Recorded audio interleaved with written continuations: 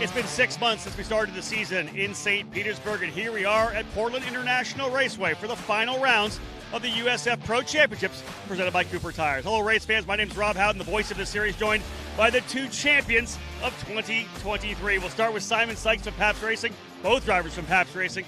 What a season for you, Simon. One more race. All the pressure is off. It's been a couple of days since you've won the championship. Give me your thoughts. Has it sunk in?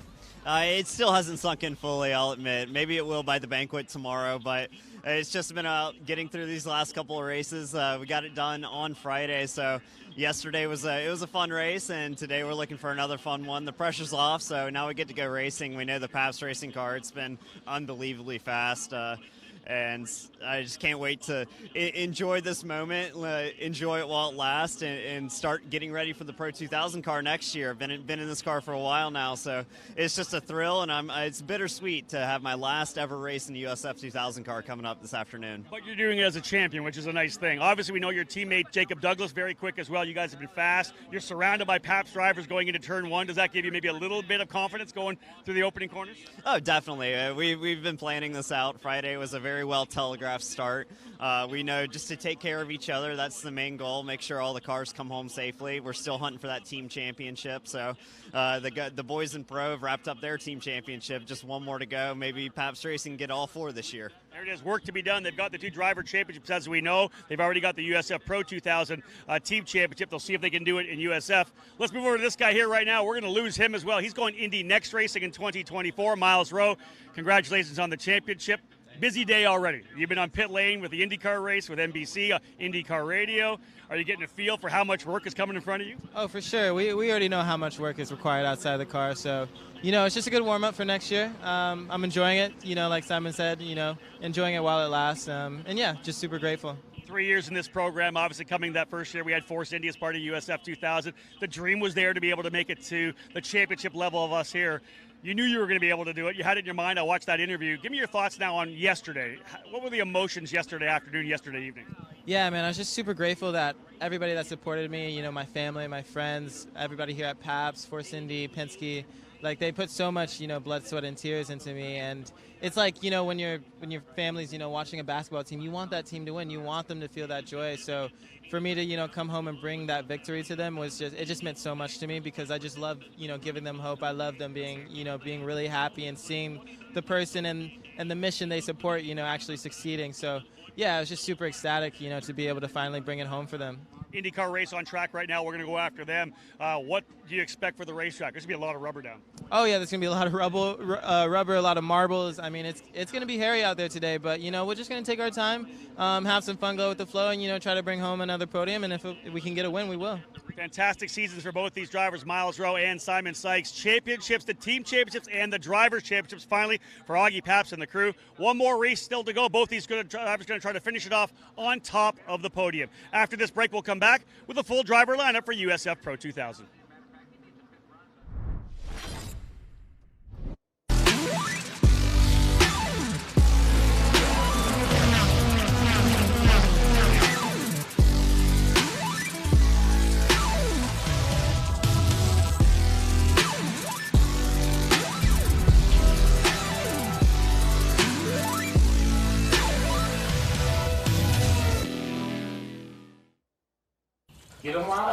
We're like any normal family. We just get shorter wait times because we buy and book online at discounttire.com. So easy. Which gives us more time for things like...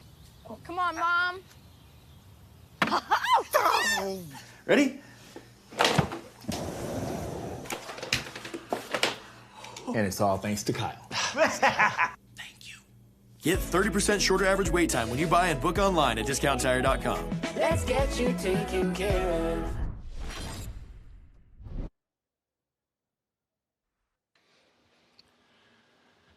And ladies and gentlemen, we are back at it once again here at Portland International Raceway. The NTT IndyCar Series Grand Prix of Portland wrapped up. Big victory and, of course, a championship for Alex Palau. And we have done the same thing here in the USF Pro Championships presented by Cooper Tires. We have wrapped up our titles, did one on Friday for USF2000. The category that's going to roll out here for another race here today, a 30-lapper USF Pro 2000, done and dusted as well for the Pabst Racing pilot Miles Rowe. He'll take that scholarship worth over $344,000 to Indy next in 2024. Looking forward to seeing what he does when he moves his way forward. Our driver set to cap off the 2023 season. This is the final two races, the last event for both of the series on the docket here this weekend. Again, my name is Rob Howden. Great to be here in Portland and set to get things underway. Let's have a look at the grid as we get ready to go. It will be the number 95 of Avery Towns starting at the tail of the field in the 19th position up to row number 9. Jordan Missig on the outside in the 19 for Pabst Racing.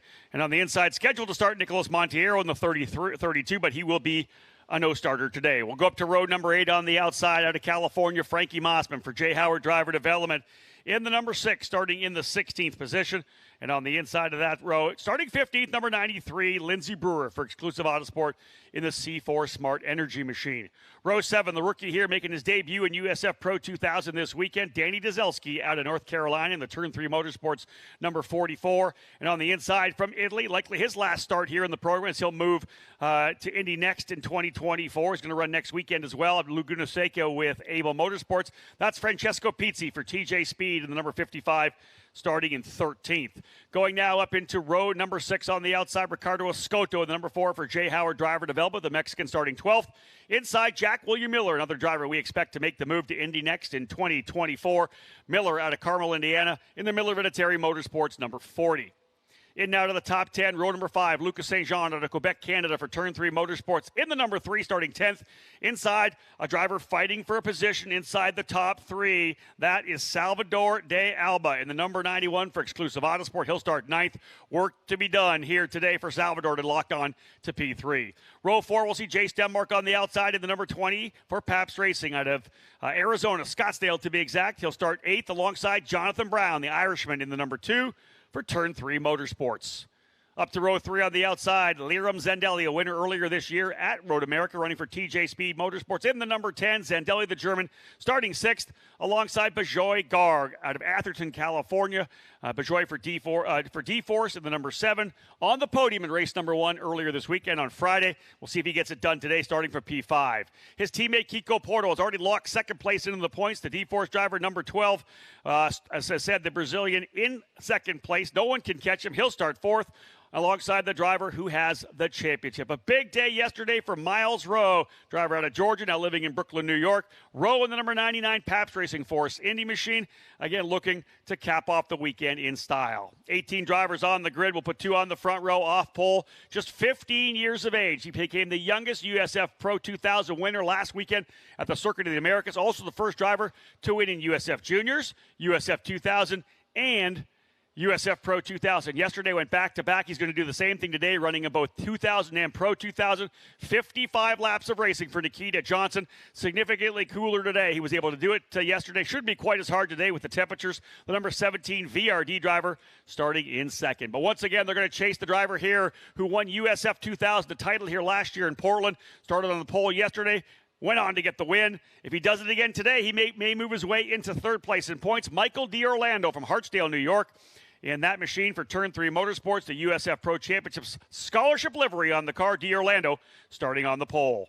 So indeed it'll be D'Orlando and Johnson on row 1, Rowe and Porto on row 2, Garg and Zandelli row 3, Brown and Denmark row 4, De Alba and St. Jean on row 5, Miller and Escoto on row 6, Pizzi alongside Dzelski on row 7, Brewer and Mossman row 8, Missig in Towns on row number 9.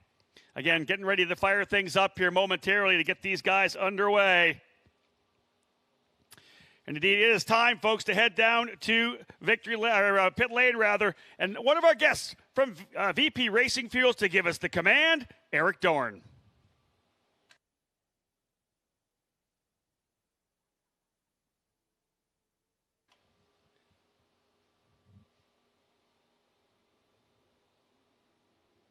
Engines firing down on pit lane, and we are underway. Thank you to Eric Dorn for getting these engines fired for the final time here in USF Pro 2000. We started the season off at St. Petersburg back in March, moved to Sebring and a number of different iconic venues all the way here to get to Portland. We also raced at the road course at the Indianapolis Motor Speedway, the Freedom 90 on the 5/8 mile oval at Indianapolis Raceway Park. From there to the iconic Road America, America's National Park of Speed. From there to Mid-Ohio, then the streets of Toronto, Canada. Last week at the Circuit of the Americas, and of course wrapping up a triple header here at Portland International Raceway. About getting set to go as the driver's ready to fire things up. Pace lap will set them out, let them go racing. Almost time to go for the final race of this year's USF Pro 2000 Championship. You can't say enough about Miles Rowe and the body of work he's been able to put in throughout the season here. A tough one last year as he tried to win that championship coming here to Portland. Contact with his teammate. There just nothing played the right way for Pabst Racing. They wanted to get that first driver championship. Just didn't work. And Michael D'Orlando emerged from the chaos as the champion. But this year, Miles Rowe out of the gate got it done. 3 wins in the first 4 races. The other non-win was a second-place finish. Took a massive lead into the events at the Indianapolis Motor Speedway. A couple of top 5s there. A 10th in the opening round. Got back on the podium at Road America. Mid-Ohio a victory. Toronto a victory. A couple of top 6s at the Circuit of the Americas. And, of course, he's got back-to-back podiums here. Second on Friday. Third yesterday to secure the championship. And I think one of the key things, only one finish outside the top 10 all year for Miles Rowe. And that was an 11th. It wasn't even a DNF. A fantastic overall season for Miles Rowe. So, again, that's what we're going to see here. A 30-lapper for you. And, again, great to see some of those of you joining us here, staying around for the events here. No need to jump, of course, as we know, into the traffic to try to get out of the racetrack here. Enjoy yourself. See a couple more races. Those roads will be clear by the time we wrap things up here in a couple hours. Field getting themselves down the back straightaway. They'll start to get themselves lined up 2 by 2. Leaders already coming through. Turn number 11 through number 12. You see the stragglers at the back got to get themselves up into position. They'll bring them onto the front straightaway. Again, 30 laps of racing with a 50-minute window. Firing things up onto the front row. D'Orlando on the inside. It's Nikita Johnson on the outside. Time to go racing. Green, green, green. And for the final time in 2023, we're underway with USF Pro 2000. Can they get through turn number 1? They'll go 3-5 wide. They're going to try to make it 3 wide. They'll check up. Couple drivers making contact. Otherwise, pretty clean and green coming through so far. One driver slowing a bit coming out of there. Side by side for Missing. Brewer and Towns deeper in the field. One driver slowing. One of the D-Force cars has got some damage. Another driver further back, potentially with damage as well. Who has gone into the lead at this point here? Nikita Johnson, I believe. The 15-year-old has gone to P1. One of the TJ Speed cars further back, no front wing. That may be Francesco Pizzi. There's a move for Zendelli to the inside as well of D'Orlando. So some opening lap action to be certain. Nikita Johnson, though, this kid just keeps moving, keeps pushing, trying to get third in the championship. Oh, how about 3 wide further back? Why not? Kiko Porto coming to the inside, side by side into the corner. Here they come through. Porto wisely pulls out of it as Zendelli holds the spot, although that does allow D'Orlando to work his way back into second. But Nikita Johnson out of Gulfport, Florida, just 15 years of age. Talk about making a name for yourself here. The IndyCar paddock may be packing things up, but the powers that be, the decision makers, should be out watching this one because Nikita Johnson's the guy that you're going to be talking about a lot in 2024. He's going to be, I think, a primary championship contender. Number of drivers pounding the curbs coming through the 1-2-3 complex, the Festival Chicane. Big lead now for Nikita Johnson coming out of turn number 4 over to 5. You can see how the front drivers have stacked up. We're side by side further back. Jack William Miller and Salvador De Alba. De Alba's going to lose a drop of wheel coming out of the corner. Almost loses a position there, but didn't. Right behind him, I believe, was Jonathan Brown. Brown wisely checking up. Otherwise, everybody's stacking in. One of the drivers I was able to get by. It might have been Ricardo Escoto. He was able to get by, but we are potentially, full course yellow. I think we got a couple drivers maybe stranded coming out of turn 1 and 2 still. We got to find out here, but we are full course yellow. Unsure why at this point. I'm being told the number 19 of Jordan Missing well back. Pizzi comes into pit lane and will not lose a lap. That's wild for Pizzi. Not exactly sure what the call is here at this point here. We'll try to get you an update from race control. But indeed, Francesco Pizzi had put the front wing on. They come to full course yellow. That's huge for him because otherwise the field would have checked out. Instead, here we go. Okay, so potentially AMR safety crew on the front straightaway. Maybe just some debris on track. More updating, potential front wing or a wing on the car on the back straightaway. So that might be Pizzi's wing on the back straight. Whatever it may be, bodywork on the back part of the racetrack. So, of course, the AMR IndyCar safety crew heading out to clean that up. Everybody else making moves to pit lane who may have had some trouble. Otherwise, we're ready to get back to racing once again. A kind of hectic, frenetic, early couple of laps. The challenges coming down into the festival chicane on the opening couple of circuits. We'll give you a full field rundown when we can.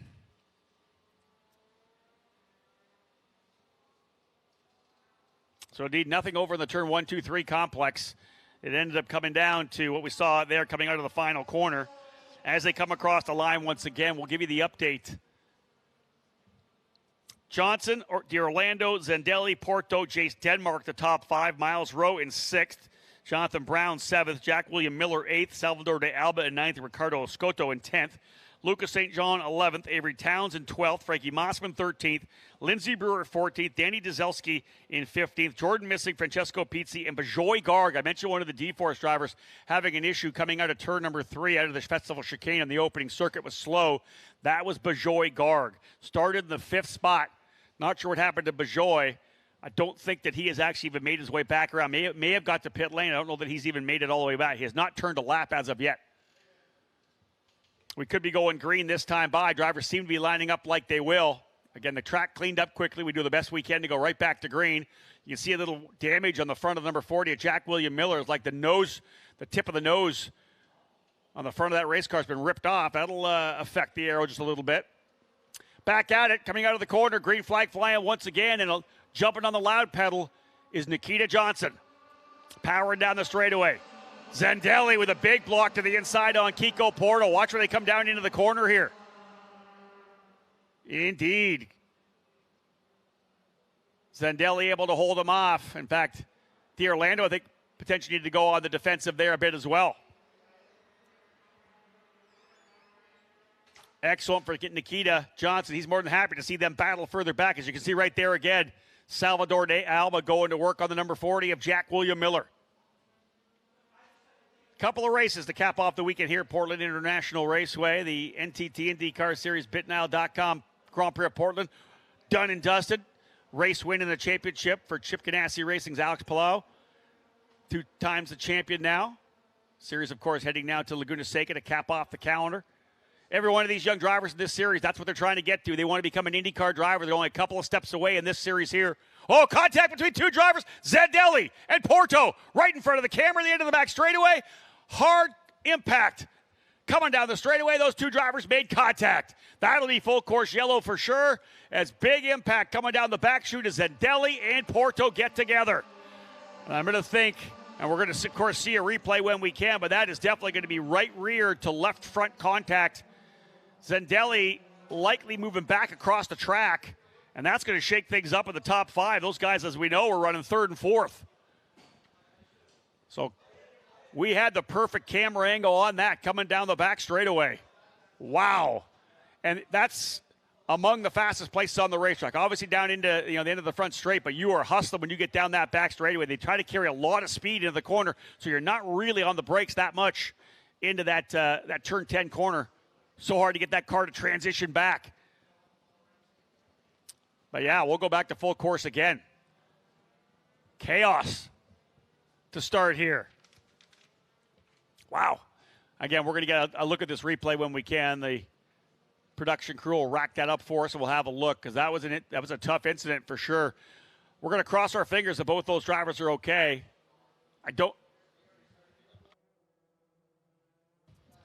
Let's have a look at this incident here of the drivers getting together coming through. There's lots of runoff there, so I think we're going to be okay. So here they come down. You can see Zandelli all the way as Zandelli's coming back across the racetrack.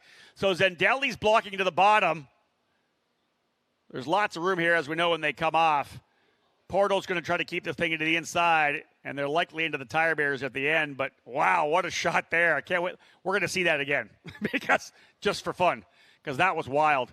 And, again, this is Zendelli running down the inside of the racetrack, and the concept, of course, he's trying to defend on the inside. But as they'll say, you only really get one move, and Porto obviously dove to the inside, got a run, got a little bit of the draft into the slipstream. Watch him come to the side. He wants to see it get alongside. And that's Zendelli coming back across. You can see the left damage already, the lower wishbone significantly damaged. Porto out too. And that'll be tough for both these drivers because that'll be it for them very likely at USF Pro 2000. I know that Kiko Porter is going to run next weekend at Laguna Seca and Indy next with Cape Motorsports. So expect him to go full time. And when we talked to Kiko on the podium, he was kind of lamenting the fact that this was his final weekend, final race with G-Force Racing. He's been with this operation that's based in Texas for 6 years. That brought him through the F4 NACAM series down in Mexico, up into USF 2000 and to this USF Pro 2000 category. And, you know, it's a family there at G-Force Racing. And, again, not the way that Kiko would like to have ended this here. A tremendous run with the boys in blue.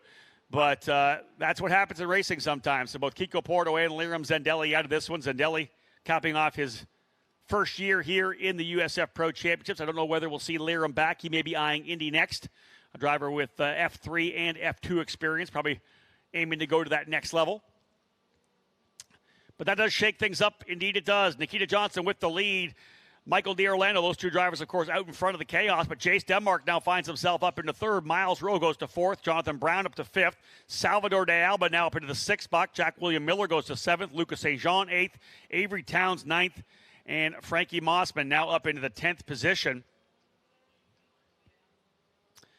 I'm looking at the championship battle here now. The performance chart I have still has Salvador De Alba in third spot in points. So potential issue here as we are going to roll the ambulance to one of our drivers to see if they are okay. We'll try to get an update from race control. There is, as we know, some runoff area there, but as you come off the track, you'll see the tire barrier there that's come out, so that if you indeed do go off, there is something to stop the cars from coming back on the racetrack over in turn number 12. That is kind of that cutback area where the track rolls back around on itself. So we're going to cross our fingers, not that much of an injury. You can see as Kiko Porto got up against the wall, he still had his hand on the wheel, and that's one of the things you're kind of worried about in some contact like that. Phil Martelli joining me once again up here in the booth. Phil, you're always worried about that contact. Anybody sees it when you hit the wall, you'll often pull your hands off the wheel because it's going to, if you get a hard hit to one of the steering wheels, the front wheels, you could jerk that steering wheel out of your hand and potentially break a wrist. That was hard contact on the wrist and the wheels of Kiko Porto. Something we saw that in NASCAR when Danica Patrick came. Yep. You could tell she came from open wheel, took her hand off the wheels. You're seeing a lot of the NASCAR drivers do the same thing now that they've learned actually from you guys. Yeah, exactly that, because, again, especially on an oval, but any one of the racetracks that we do have some kind of concrete, you do not want to have your hand on the wheel when you make that hard contact. There are the damaged cars coming off the racetrack here. You can see that pretty hard contact to the right side of the right front for Kiko Porto, left rear. It was actually going to be both the right front and the left front for Kiko Porto. One into the right rear of Zendelli, one into the wall. So significant damage to the D-Force machine, that Tatis IP22 chassis. And indeed, we'll get back at it here. The AMR IndyCar safety crew hustling their way back to their posts around the racetrack. Nikita Johnson had a nice little advantage there over Michael D'Orlando, but that goes away quickly. Remember, 30 laps the distance. Nikita going to jump out of this car into his USF 2000 car to do another 25 laps. If it all plays out, he'll run 55 laps again here today like he did yesterday. But right now, 75 degrees trackside. It feels cooler outside than 75, I'll say that, because it was about 85 yesterday during our races in the afternoon. Field lining up behind Nikita Johnson like we're going back to green. So we'll put lap number 7 in the books when we come back around. Zendelli and Porto out. Bajoy Garg, I believe, in the number 7 has rejoined. So whatever was wrong with Bajoy Garg in the number 7, they have repaired that D-Force racing machine. There he is right there, back out onto the racetrack, although he will be 5 laps down. Anytime these young drivers can get back on the racetrack, they'll try to do it. Again, this is a driver development series, but we don't get a chance to come out to Portland. Not many teams that are based in Indianapolis or Georgia or Florida or Texas. They're not making the big trek out here to rent the track for testing. So when you're here, you maximize every possible lap you can get. That's why we do the test day on Thursday. Back to green flag once again, as Nikita Johnson will lead him down. This is a great opportunity for a driver like Michael D'Orlando to push, but how about Jace Denmark? Denmark in the Pabst Racing Machine going to throw it down the inside. Does he get the job done into the corner? He locks it up coming through. D'Orlando's got to take the escape route. D'Orlando got pushed hard. I believe he takes the escape route and goes off and comes back. He's still coming back on. Losing spots. Toughest place to do it because everybody's stacked up. D'Orlando's going to go way back. This could be huge in terms of the implications for the final position in the top 3 of the championship. Salvador De Alba is now going to move up a couple of spots. De Alba may have, there's contact between, I believe, Escoto and D'Orlando.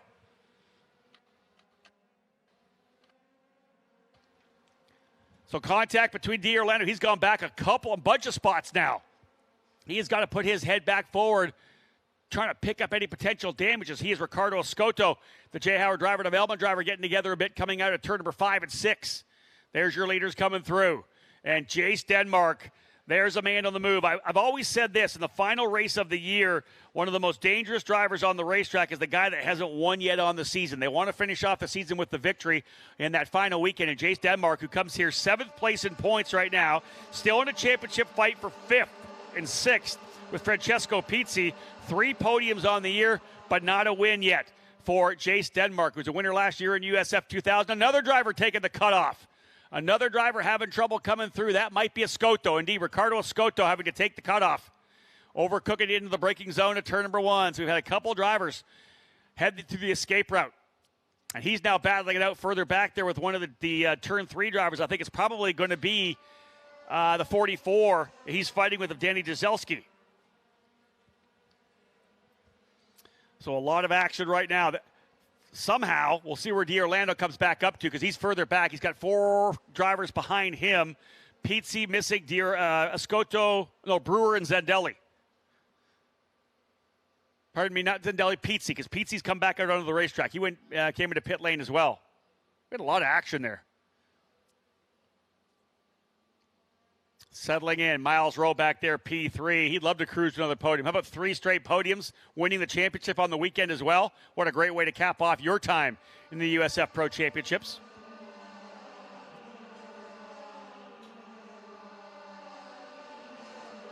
Across the line, we'll give you a full field update once again here as they come through. Here's a big move to the inside. That's a good battle there.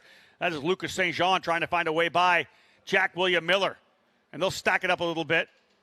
There's Avery Towns coming to the inside. He's battling it out now. Avery Towns battling it out here with Michael D'Orlando, is trying to get a couple of spots back. Man, we got some hardcore racing coming out of 3, 4, and 5.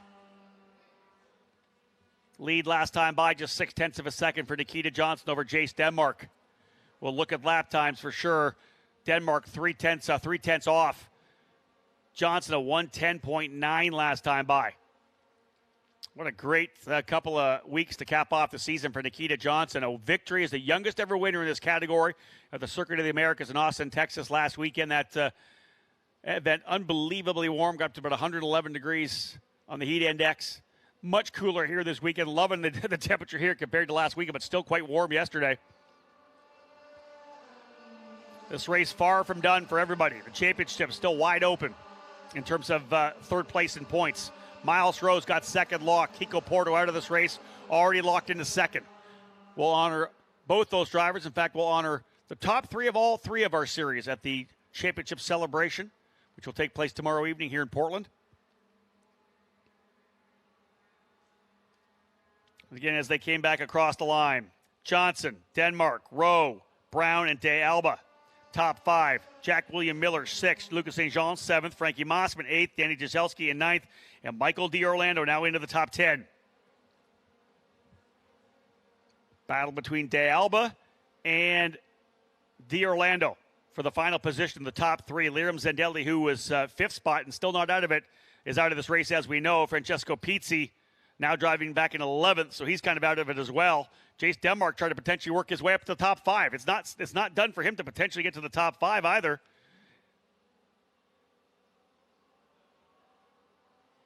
Zendelli back. A couple of drivers have gone off on the back straightaway. Two drivers getting together at the back. Lindsey Brewer, I think, that might have been Lindsey Brewer and Ricardo Escoto. So contact on the back part of the racetrack, and Lindsey Brewer, I think, has gone off the racetrack on the outside of turn number 12. Not sure whether she's in a place where we'll need to pull out full course yellow, but her and Escoto getting together. Hopefully, I was looking down at my charts here, point charts, so I don't know whether we had a really good shot at it. A wing off on Escoto. Ricardo did not run yesterday's race after a huge incident at the start of race 1. He got to the top edge of our penalty points threshold. So here's the shot here. Coming down the back straightaway. Escoto's on the inside. He gets into the back, looks like, of Lindsey Brewer, knocks the wing off. There goes the wing again. Lindsey Brewer is to transition into the corner. He's going to come back on the track. At that point, you're going to be holding on. She is able to come back on the racetrack, but here comes the whole field coming around. Field coming around. Lindsey Brewer's on the track. She's pulled back onto the racetrack. Let's hope nobody runs into the back of her here right now as the yellow flags hopefully fly. They are in that corner pretty aggressively.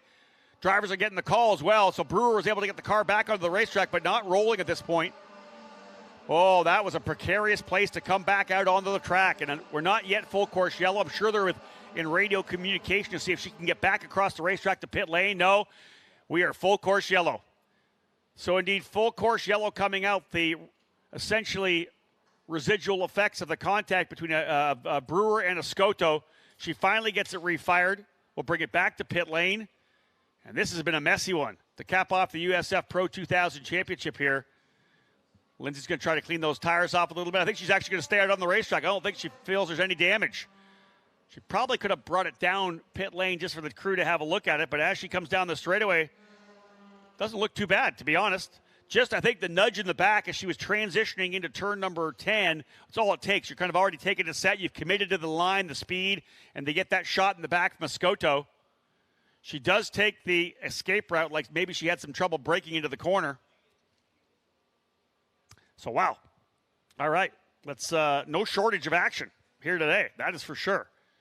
Johnson, Denmark, Rowe, Brown, and DeAlba, the top 5. Jack William Miller, 6th. Lucas St. Jean, 7th. Frankie Mossman, Danny Dzelski, and Michael D'Orlando rounding out the top 10. Pizzi, 11th. Missing, 8th. Escoto, 9th. Brewer in 10th. Avery Towns out of the race on lap number 9.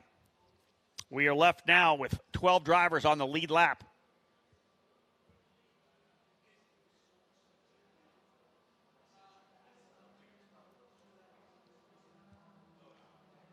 $12 laps in the books as well. Still a long way to go with this one. 30 lapper, 18 laps. As I had said, 50-minute window. So there's still a half an hour wait left in our time window. So lots of time here. Ricardo Escoto's been into pit lane. They put a new front wing on the number 4. He'll roll back out.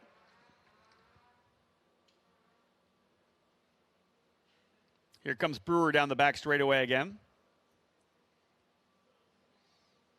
Again, the only damage really would be, she did go across the grass. You wonder whether or not there's some damage potentially on the front wing, but visually looked fine.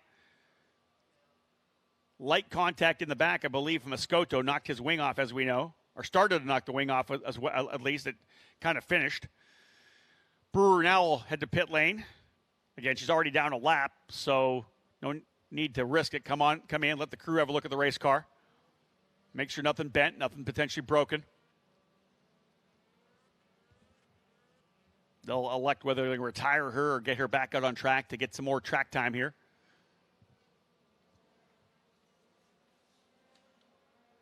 Lindsey Brewer at a Newport Beach, California. Colorado girl. Did a lot of shifter kart racing coming up in her earlier years. Done some sports car racing as well, some touring car racing. Jumped into the program here last year for a limited schedule and showed good pace. Every weekend getting more and more speed throughout the weekend. Portland was her big race last year. Not surprisingly, it was the end of the season, and she'd run a bunch of races. At one point, just about a half a second off of the fast times. And again, it's been really good here this year. But, man, this program is so competitive this year. They're going to line up to try to do it again. When we come back around, it'll be lap 14, 16 still to go, just coming up to the halfway point for USF Pro 2000. And we've had more than our share of chaos so far.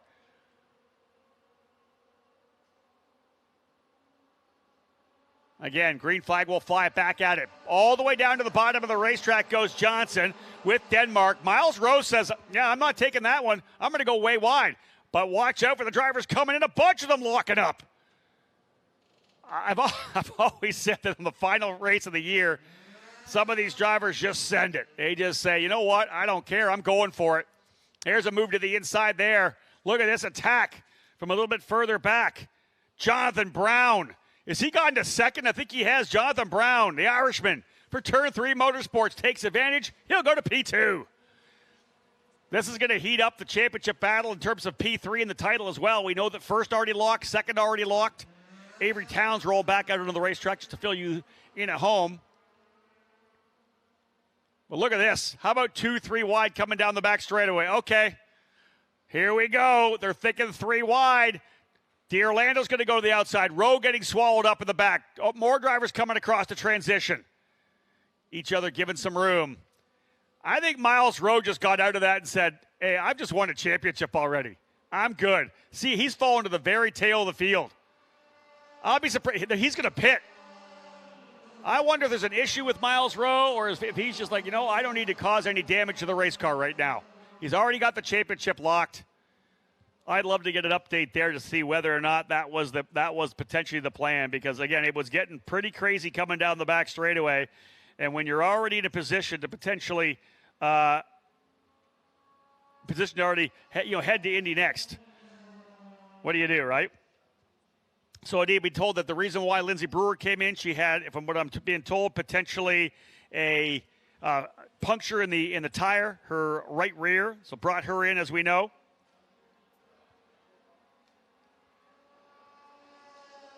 Just getting some updates here from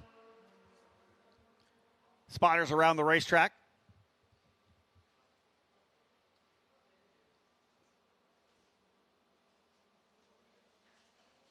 Trying to have a look. I think I've got an updated points chart coming in here. Let's have a look at this thing here. Let's get a little update.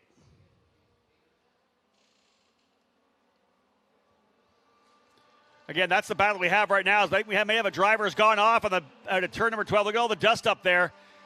A driver may be into the barriers in turn number 12. We did not have the shot at it. The chaos continuing here potentially in this category. Look at these guys just absolutely going at it. Pete D'Orlando, everybody's scrapping it out here now.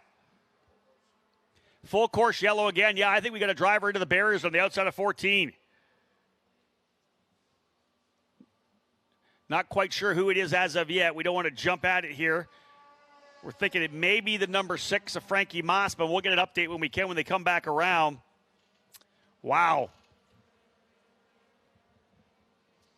We're going to have time to have a look at this championship as well. I've got an updated chart here. Indeed, as the chart I'm looking at has Salvador De Alba with 256 points, Michael D'Orlando with 238 points. So the gap coming in, 18 points. So again, D'Alba trying to see if he can't hold on to third. He runs P3 on the racetrack right now, I think, with all the chaos that we've had. Behind him, Denmark, then Miller, then Pizzi, then D'Orlando. So indeed, all we really saw, I think, from there was the drivers coming back on the front straightaway. Here you go. This is what the best we're going to get. Drivers coming through here. Yeah, look at the spin. And into the barriers hard for Frankie Mossman. We saw a number of the drivers in the IndyCar series do the same thing. All it takes is you come off that corner, you're not quite there, you may not have the set correctly, and you drop a wheel on the exit, and at that point, you are a passenger. And the car did essentially almost a 360 spin all the way around and sidewalled it into the tire barriers on the outside of turn number 12. So that's more work to be done.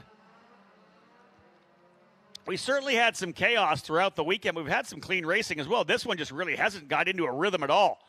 And I think it was the chaos that we saw. Once we went back to green, the front drivers kind of pulled away a bit, but everybody in the back was just hanging it out there. Johnson, Brown, De Alba, now the top three.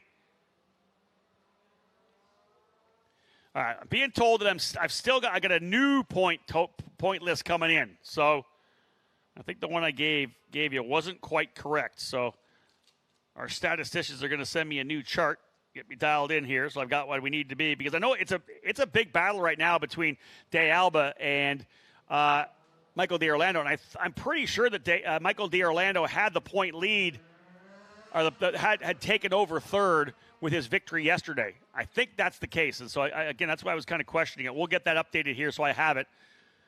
So again, it puts D'Orlando kind of in the driver's seat for third in the championship, but he's not right now. He's running back in seventh with D'Alba in third. That's a pretty big swing. So this one's going to go down to the very end. But Nikita Johnson, the driver who has defended from each restart. The big guy attacking last lap was Jonathan Brown. What a tremendous run for Jonathan. Turn 3 motorsport driver working his way up into second, taking full advantage of the chaos. They're going to come through the incident scene here. We'll get a look when they come back through of the work still being done to potentially get him out here. Yeah, look, they've got he is into the tires. Yeah, he is Mossman deep into the tires. They've got the backhoe out here to extricate him from that. A lot of cushion there, so hopefully Frankie's okay. But the whole AMR IndyCar safety team out there going to work on this one. Final race of the year for USF Pro Championships. And these last 2 races as well will take the time. Also, the final events of a 14-year partnership and relationship with the good folks from Cooper Tires. Started off in 2010 with the USF2000 Championship, expanded to include what was then Star Mazda. We renamed it Pro Mazda in 2013. That would become Indy Pro 2000, now USF Pro 2000. 2015, or 2014 rather, we added the Indy Lights program, which is of course now Indy Next. We debuted a brand new Dallara car in 2015, all on Cooper Tires. Number of fantastic race winners at the Indianapolis Motor Speedway of that fantastic event, the Freedom 100. Some big drivers scoring wins in that iconic Freedom 100 event. But after 14 years, we will say goodbye to our friends from Cooper Tires. It's been a fantastic run. We have a new partner we'll talk more about in the future. But this, again, this weekend's all about capping things off with Cooper Tires. Chris Pantani and his whole crew, everybody from Extreme. It's been a great run with a fantastic company out of Findlay, Ohio. Had a lot of fun together. And they've produced some tremendous champions that, of course, we now see run in the Indy Next Series and the NTT IndyCar Series. All those drivers coming through these years, running in the USF Pro Championship, which, of course, earlier called the Road to Indy, presented by Cooper Tires. And we can't say enough good things about everyone from Cooper, and we wish them all the best moving forward. Taking a while to get things cleaned up. One other partner we have, fantastic partner, a number of them, is Discount Tire, our official tire retail of the USF Pro Championships, presented by Cooper Tires. At Discount Tire, we know your time is valuable. Get a 30% shorter average wait time when you buy and book online. Visit discounttire.com today to schedule your appointment. VP Racing Fuels is the exclusive fuel supplier for all 3 levels of the USF Pro Championships. In 2021, VP expanded their role and became the official lubricant and coolant. In addition to VP Racing engine oil and VP Racing gear oil, this includes VP Racing's new line of Stay Frosty performance coolants. VP actually the sponsor of the race here this weekend, the VP Racing Fuels Grand Prix of Portland for USF Pro 2000. It's the Discount Tire Grand Prix of Portland for USF 2000. One of the things that we did this in the offseason as well, and this is going to be exciting, especially for our USF Juniors program, is our new partnership with the Skip Barber Racing School as the official racing school of the USF Pro Championships. Their program, the Formula Car Series, invites drivers to compete for over $500,000, including a $100,000 scholarship for the series champion to enter USF Juniors. We've been talking a lot about the scholarship that Simon Sykes won to go to USF Pro 2000 as the champion in USF 2000, worth over $433,000. Of course, Miles Rowe winning the USF Pro title. He'll go to Indy Next with a scholarship from Discount Tire and Anderson Promotions worth over $664,000. And again, we're excited to have our juniors driver come up here and make the move up as well. Nicholas Giaffoni will run. He'll move up his scholarship worth over $224,000. And we'll have to wait till October to find out which Skip Barber Formula Race Series champion is going to come and join us next year in USF Juniors.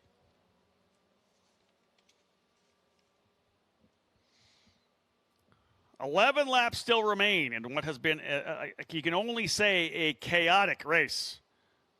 All right, let's have a look. I believe I've got the updated points page now. And we'll see how things play out, because this is kind of where we are here. Indeed, yeah, let me update this. So Michael D'Orlando coming in here had a 4-point lead over Salvador de Alba coming into this race. Right now, as we know, de Alba running in, I believe, the 3rd spot, and D'Orlando back in 7th. So this is what makes things very interesting right now, because as they play out here, depending on where they finish, 3rd place 22, 7th place 14, there's an 8-point swing right there. D'Orlando's got to go to work. Everybody's got to go to work. And here comes D'Orlando to the inside. Rather, here comes De Alba. He's going to make a move to the bottom of the racetrack to go to second. De Alba through. Book it. He'll take P2. Salvador De Alba goes to second. Contact between Pizzi and Miller. They are not done yet here. That was contact between 2 drivers coming through turn number 2. Everybody just laying it all out here today. Side by side there, but further back. Miles Rowe back in the fight. We're thinking that maybe the number 40 of Jack William Miller could be off the racetrack and stuck off the track. This is just not going to finish. It is attrition and survival right now for USF Pro, and we are back to full course yellow. That was contact between Francesco Pizzi and Jack William Miller. Both those drivers expected to move to Indy next in 2024. Man, if you're Nikita Johnson up front, you're saying, let's just run some laps. Let's just try to finish this thing. This has opened things up in a big way, and we'll have a look. De Alba going by Jonathan Brown into 2nd spot. That probably kind of checked things up a little bit as Brown had to check up to be able to get back down to the inside. Where is D'Orlando? He's now 5th. So 2nd and 5th. 2nd place plays 25 points. 5th plays 17. 8-point difference. And remember, as I said, a 4-point difference, I believe, coming in between De Alba and D'Orlando. 3rd place in points is going to come down to the last lap. Salvador De Alba wants P3 for exclusive Autosport. It has been such a rough couple of weeks here for that team. And here's what you got now. We'll bring them back around. Wow. Chaos for sure. Johnson, De Alba, Brown, Denmark, D'Orlando top 5. Pizzi in 6th. Dzelski 7th. Missing 8th. Lucas St. Jean 9th. 9 drivers remain on the lead lap. Let's have a look at this thing here, folks. We did see that was happening. So look for the contact. Here come the leaders through. There's De Alba making the move. Here's Pizzi. There's no room for him. He climbs over top of the curb. At that point, there's no control. He drives right into the side. There's left rear damage for Miller. He's done. Suspension curling up in the contact with the right front of Pizzi. Coming around the corner there, Pizzi tried to make a move. He didn't, ran out of room. Couldn't get to the right side of the apex. Climbed over top of the curb. And at that point, like I said, you're on for a ride. You're a passenger. Front wheels off the ground. You ain't turning. And straight into the side of the red and white number 40 of Jack William Miller. So right front contact to right rear. I can't believe that Pizzi doesn't have any right front damage to his car, because that was pretty hard contact. But Miller's done. So that's going to move, eventually going to move Lindsey Brewer up into 10th. Miles Rowe came back out of the track, so he'll be 11th, I think. Avery Towns back out as well, but Bajoy Garg, Frankie Mossman, Ricardo Escoto, Liram Zendelli, and Kiko Porto all out. This is not indicative of the racing that we've seen this season here in USF Pro 2000. I mentioned yesterday during the broadcast that these drivers have been around a long time. We have higher expectations of racecraft from these drivers. But again, as I said before, the drivers who have not won on the season are the ones who are the most desperate. They're the ones that are the most dangerous in a weekend like this. And Francesco Pizzi has not yet won. He makes a move. Jack William Miller has not yet won. A couple of podiums, but has not got that victory yet. So again, these drivers that are really just letting it all hang out here on the final lap, and they're the ones that are causing a majority of the commotion here. So Miller's car getting pulled away. Field coming back through behind the pace car. Nikita Johnson, just 15 years of age, just wants to get this done. He's got another 25 laps still to go in USF 2000. Lots of work still to be done for that young driver out of Florida. Johnson, De Alba, Brown, Denmark, or D'Orlando top 5. Pizzi still 6th, Dzelski 7th, Jordan Missig 8th, Lucas St. Jean 9th. Lindsey Brewer and Miles Rowe are going to move up. Jack William Miller still there. Lindsey, I think, still on the racetrack. There she is there, yeah. And so is Miles Rowe. Both those drivers a couple of laps down. So when they get back around, they'll move them down. Wow. Well, if you hung around and didn't want to get in the traffic, at least you're seeing some action. But I'll tell you this, every crew member back there who is waiting till after the IndyCar race would like to have rolled these cars on the trailer, put them back home, and take them back to the shop and go to work on them next week. They don't want, again, they're going to have to get these cars at least to the point where they can roll back onto the trailer. So either that or the quick jack. It's been a long couple of weeks, especially for the crew here, for the drivers in USF Pro 2000, this category. They ran last weekend at the Circuit of the Americas. Those teams getting a couple of truck drivers and each to drive here over 2,000 miles from Austin, Texas, Sunday night to get here for load-in on Wednesday. Of course, pulling the cars out, they got the cars together. We had our test day. So much work to be done, and that was done, rather, by the crew. So I'll give a shout-out to all the crews here in USF Pro 2000, and, of course, on our entire program. But these guys and girls have been digging over the last 10 days. Back at it again. Can we go to the end? Let's see. 7 laps to go when they come back around. 7 remain. Nikita Johnson. But I'll tell you this, Salvador de Alba knows what he's got to do. He's being attacked from the back. Lots of work being done. Jordan Missig going to work here as well. He's trying to find a way by Danny Dzelski. And I think he does. Missig to the inside. Book it. Jordan Missig gets aggressive. He works his way now up into the 7th position. Missig looking to cap off his up-and-down season. Little lock up there for P4. I think that was Jace Denmark trying to get by Jonathan Brown. As Salvador de Alba has put his head down. He's going to go try to reel in Nikita Johnson. 7 laps remaining. As they came back around, Miles Rowe now has gone into the 10th spot. Lindsey Brewer up into 11th. Jack William Miller, as we know, out. Does De Alba have anything for Nikita Johnson, or will Nikita get wins in back-to-back weekends for VRD Racing? VRD now with, again, one of the teams with operations in all 3 levels. We're going to do more racing further back. Here comes Miles Rowe, thinking about the inside of Ajoy Garg, but backs out of it. Again, we saw him pull in. I wonder whether or not just wanted to kind of remove himself from the chaos, or was there an actual issue? Maybe wing damage. I don't know for Miles Rowe, but again, lost a couple of laps. Championship already done and dusted. He'll be testing an Indy Next car probably in a couple of weeks. Here's the side-by-side action there between Denmark and Brown. Coming through turn 2. Oh, wow, they're going at it. Denmark had to back out of it. D'Orlando kind of right there watching. He's trying to capitalize, but P5. Again, I believe as they run on track with De Alba running in 2nd. That would put him at 200. No, that got the wrong one. But that would put him with 22 points. D'Orlando in 5th. Or 2nd, rather. So 25 and 17. That is an 8-point difference. It's 4 points the gap. So as they run on the racetrack, De Alba, I think, would lock down P3. That's how close it is right now.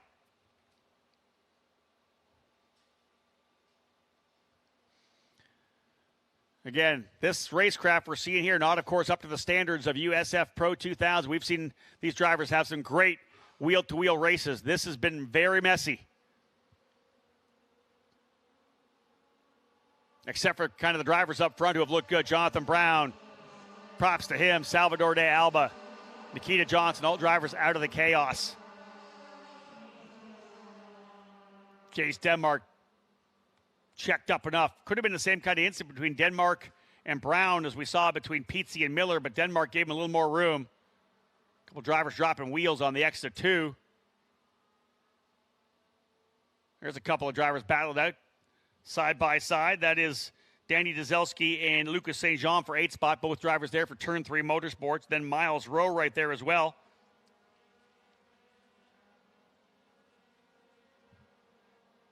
He's going at it with Bajoy Garg. Garg, though, down a lap as well. He's down a couple laps. Garg's down 5 laps. A chaotic weekend for sure, capping off. De Alba not done, yo. He keeps digging. Both those drivers running 110.7. Does De Alba have anything for Nikita Johnson here at the end?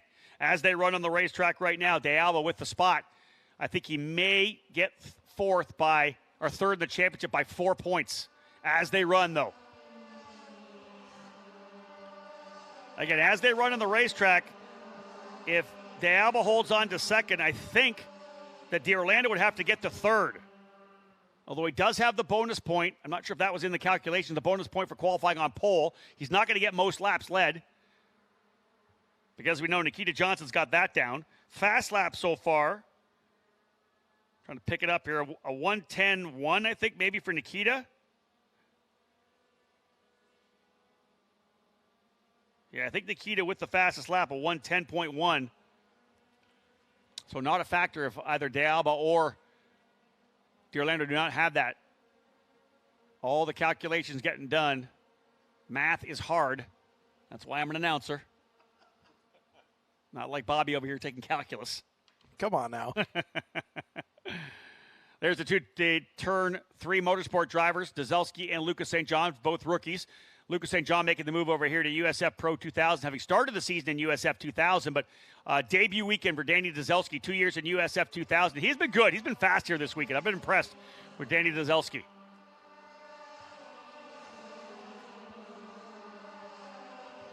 Finally getting a string of laps in here. Okay, so the pole point not included, I'm being told. So it was a 4-point lead, which means it would be a 5-point lead for Michael D'Orlando. So De Alba would need to be 6 points up. Right now it's 8. 17 points for D'Orlando in 5th, 25 points for De Alba. So, wow. Couple points. 3 points potentially as they run on the racetrack for De Alba to try to hold on to P3. Championship lock for Miles Rowe. Second for Kiko Porto. Porto already out of the race after the incident with Zindelli. So he's second. Rowe, we know, already celebrating as the champion, but we're not done yet with P3. Not done yet with another race win, though. How big would it be right now for Nikita Johnson? 15-year-old wins in his debut weekend at the Circuit of the Americas and comes back again to win here? Unreal. We'll essentially if he wins this thing, we're going to essentially put the USF 2000 race on hold a little bit. We're not going to jump right into it because Nikita's coming to victory lane. He forego the victory lane yesterday in USF 2000 to jump into the pro car. He finished third yesterday in 2000. He's still got a 2000 race to run. But we'll do some celebrating at victory lane, and we'll just let him leisurely work his way over to the car after that. We've got time. We're not really on any kind of schedule. This will be the final race of the weekend here in USF 2000. White flag will fly next time by. The mercy flag, if you will. What a race this has been. The race that never wanted to end. Chaos, contact. And again, not indicative of the great racing we've seen throughout the season here for the drivers here in USF Pro 2000. Maybe more of a show of the frustration for many. Not able to get to victory lane. Lots of competition still happening. Good racing to wrap things up here.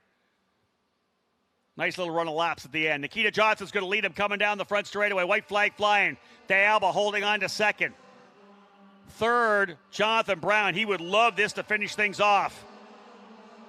Can Brown get it done to P3, get on the podium for Turn 3 Motorsports? Jace Denmark pushing. He's trying to hold on to fourth as well. Again, like I said, this could still blow things wide open for fifth in the championship, too. Zendelli, Pizzi, and Denmark all going at it for that spot. So third, fourth, and fifth, not locked. But final lap of the racetrack for Nikita Johnson. And I'm telling you, you just can't say enough about this young Florida driver. Had a chance to do a bunch of testing overseas in between races, and it's paid off for him. But there has just been a calm for him this year. Last year as a young junior, maybe a little more aggressive, impatient. This year has really got the feel for it in USF 2000. To stepping up to the big show here in USF Pro and just delivering like he has, this is amazing. Talk about a resume builder. On to the front straightaway. Folks, he won in Texas, and he's a winner on the Pacific Northwest as well. Nikita Johnson winning the final race of the 2023 USF Pro Championship season here in Portland. Johnson victorious over Salvador De Alba. What a run for Nikita. So impressive. And I believe the fast time coming on the last lap of the race as well, a 109.744. So Nikita Johnson winning by 8/10 over Salvador de Alba. Jonathan Brown in third, Jace Denmark fourth, Michael D'Orlando in fifth. And I believe unofficially, Salvador de Alba, as I think, locked in third place in the championship. Fourth will go to D'Orlando. I don't know about fifth at this point, but there's your unofficial results from the race. Johnson, de Alba, Brown, Denmark, D'Orlando top five. Pizzi holds on for sixth, missing in seventh. Lucas St. Jean eighth. Danny Dezelski ninth as Lucas St. Jean slipping by. Miles Rowe ends up in the 10th spot to cap off his USF Pro Championships career. Again, going to Indy next in 2024. Rowe was 2 laps down, as was Lindsey Brewer in 11th. Avery Townsend 12th. Bajoy Garg 13th. Jack William Miller, Frankie Mossman, Ricardo Scotto, Liram Zendelli, and Kiko Porto did not make the checkered flag. Nikita Johnson on a cool-down lap as a winner, as he did at the Circuit of the Americas in Texas. Man, what a cap of the season for this young driver. Did 55 laps yesterday. He's going to finish up the podium here and jump back into the race car in USF 2000 to do 25 more.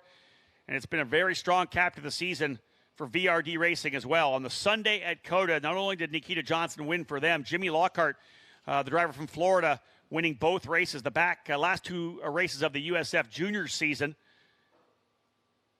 So they swept the day at COTA, and now a victory here as well, as we know, in USF Pro 2000. We'll see whether or not Nikita can come back and do it in the USF 2000 car as well to give another sweep of the day for VRD. But nonetheless, just a great performance, an impressive run for just the young 15-year-old to really get it done here. Really speaks well for 2024 as this being a young driver to watch. And again, you think about some of the drivers we've watched kind of fast-track their way through. Oliver Askew, Braden Eves, guys that kind of trying to work their way through. Kyle Kirkwood, first and foremost. 1 year at USF 2000 champion. 1 year at USF Pro 2000 champion. 1 year in Indy Next champion. Although Nikita has been banging up the championships, he's been showing the pace that he has. Here he will roll in now, as Johnson brings that VRD machine into pit lane. Twice now a winner.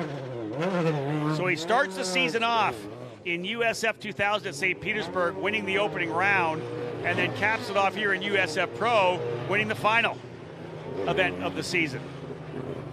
Jacob Loomis coming in there as well, the top manager of that program. Jacob, a fine driver himself, but a big player here in this VRD team. Team manager, I believe the title for him. They're going to bring Nikita over to weigh. That's one of the things each one of these drivers has to do, have to weigh in after each race.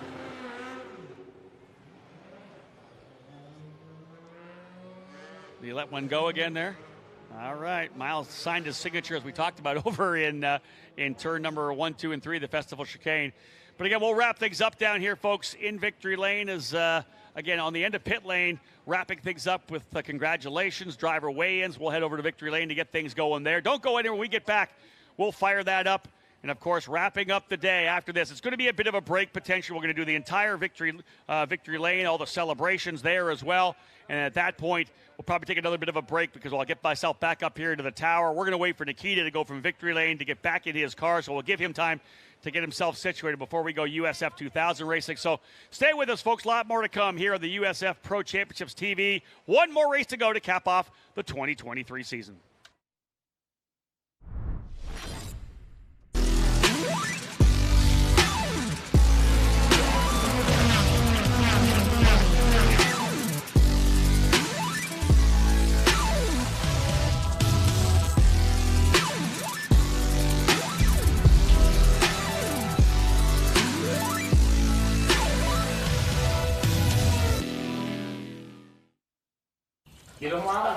We're like any normal family. We just get shorter wait times because we buy and book online at discounttire.com. So easy. Which gives us more time for things like... Come on, Mom. Ready? And it's all thanks to Kyle. Thank you. Get 30% shorter average wait time when you buy and book online at discounttire.com. Let's get you taken care of. It's always great to watch all the racing action here on the USF Pro Championships app or the YouTube channel. But if you want to really go inside with the drivers in this program here in 2023, check out The Climb, our mini documentary. Brand new episode covering the Circuit of the Americas event is now available. We're here this weekend at the Circuit of the Americas where, Formula One runs each year as well. This weekend is crucial for the drivers in USF Juniors, as we know. This is it. Triple header to wrap up the season to find out who wins the scholarship to go to USF2000 next year. The drivers in USF Pro 2000 here at Miles Row, you got a chance to win a championship. Everybody else, you have to be perfect to potentially push it through Portland.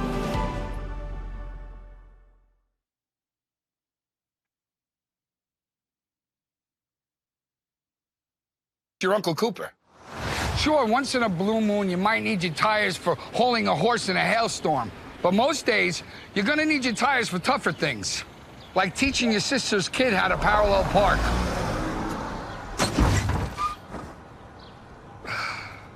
Thankfully, these Cooper Enduro Maxes aren't just tough, they're everyday tough. Okay, there's a lot of improvement. Go with the Coopers. Cooper!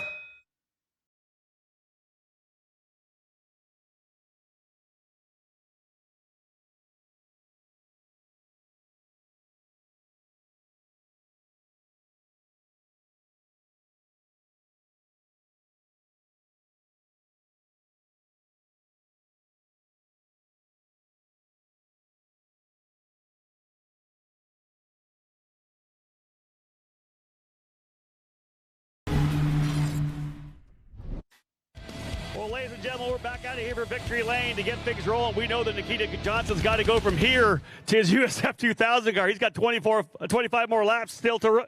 25 more laps still to run. So let's get out of here with this VP Racing Fuels Grand Prix of Portland.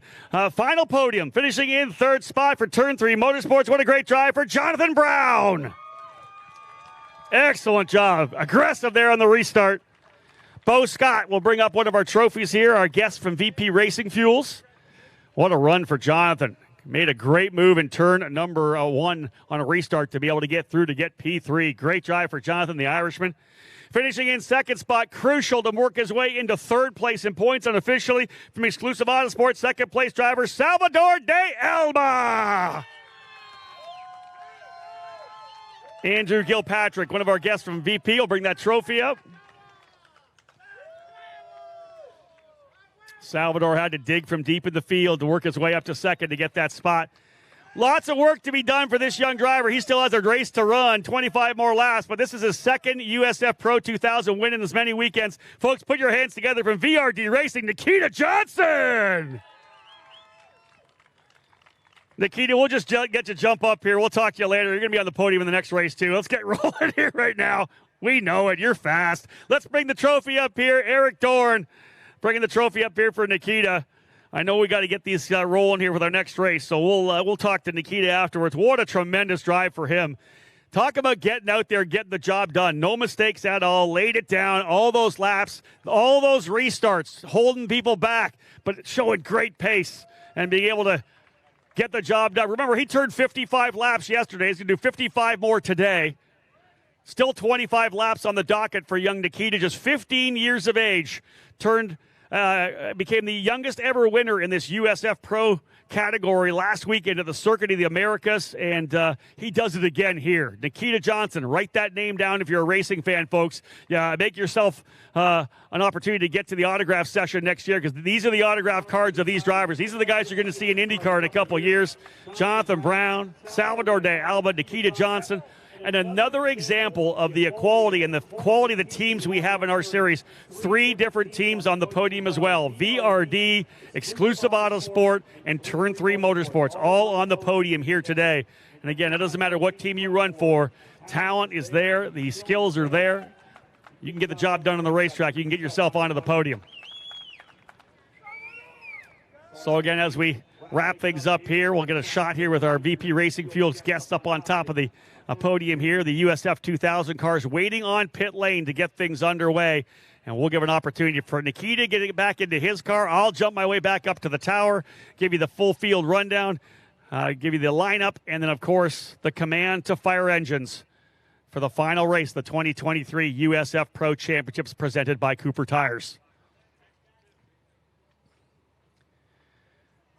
Champagne will come up next. Guys, do us a favor and let's not spray Nikita. He's got to wear that suit for 25 more laps. So you guys can go after each other, but let's leave Nikita out of this one. We hope to see him back on the podium again after USF2000 to cap off what's been a tremendous run. Guys, we got the champagne. Let her fly, boys. Grip it and rip it. Let's celebrate the final round of the USF Pro Championships and the USF Pro 2000 category here in Portland. One more race to go. Those of you watching online, those of you trackside, don't go anywhere. One more race to come. USF 2000 up next.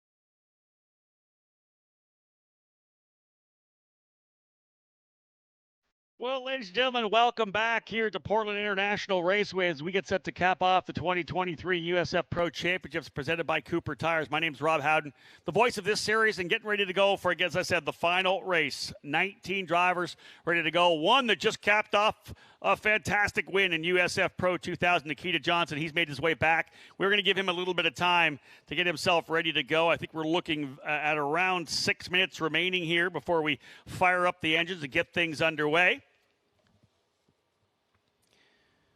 So, indeed, let's have a look at, take the time and look at the 19 drivers that are set to go. We'll take our time working through. Ava Dobson, young lady out of Franklin, Wisconsin, set to roll off here from 19th. She made her debut in USF Juniors back at Road America, and it's just sampling the waters here in USF 2000 to get some more seat time. She'll find her way in to USF Juniors for a full season next year. She's running for J. Howard Driver Development in the number 9.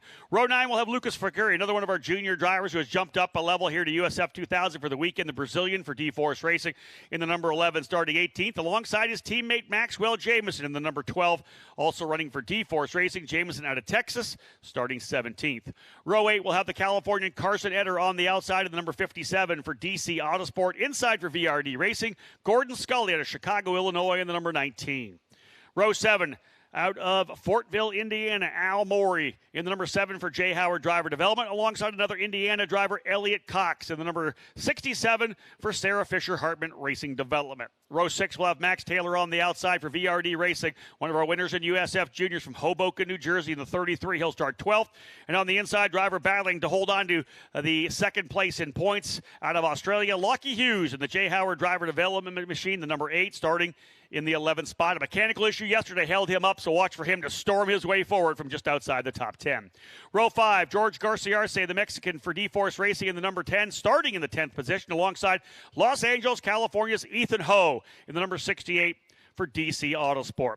Row 4 from Cornelius, North Carolina. The number 14 is Sam Corey for VRD Racing, starting 8th on the inside. A driver who won USF Juniors last year.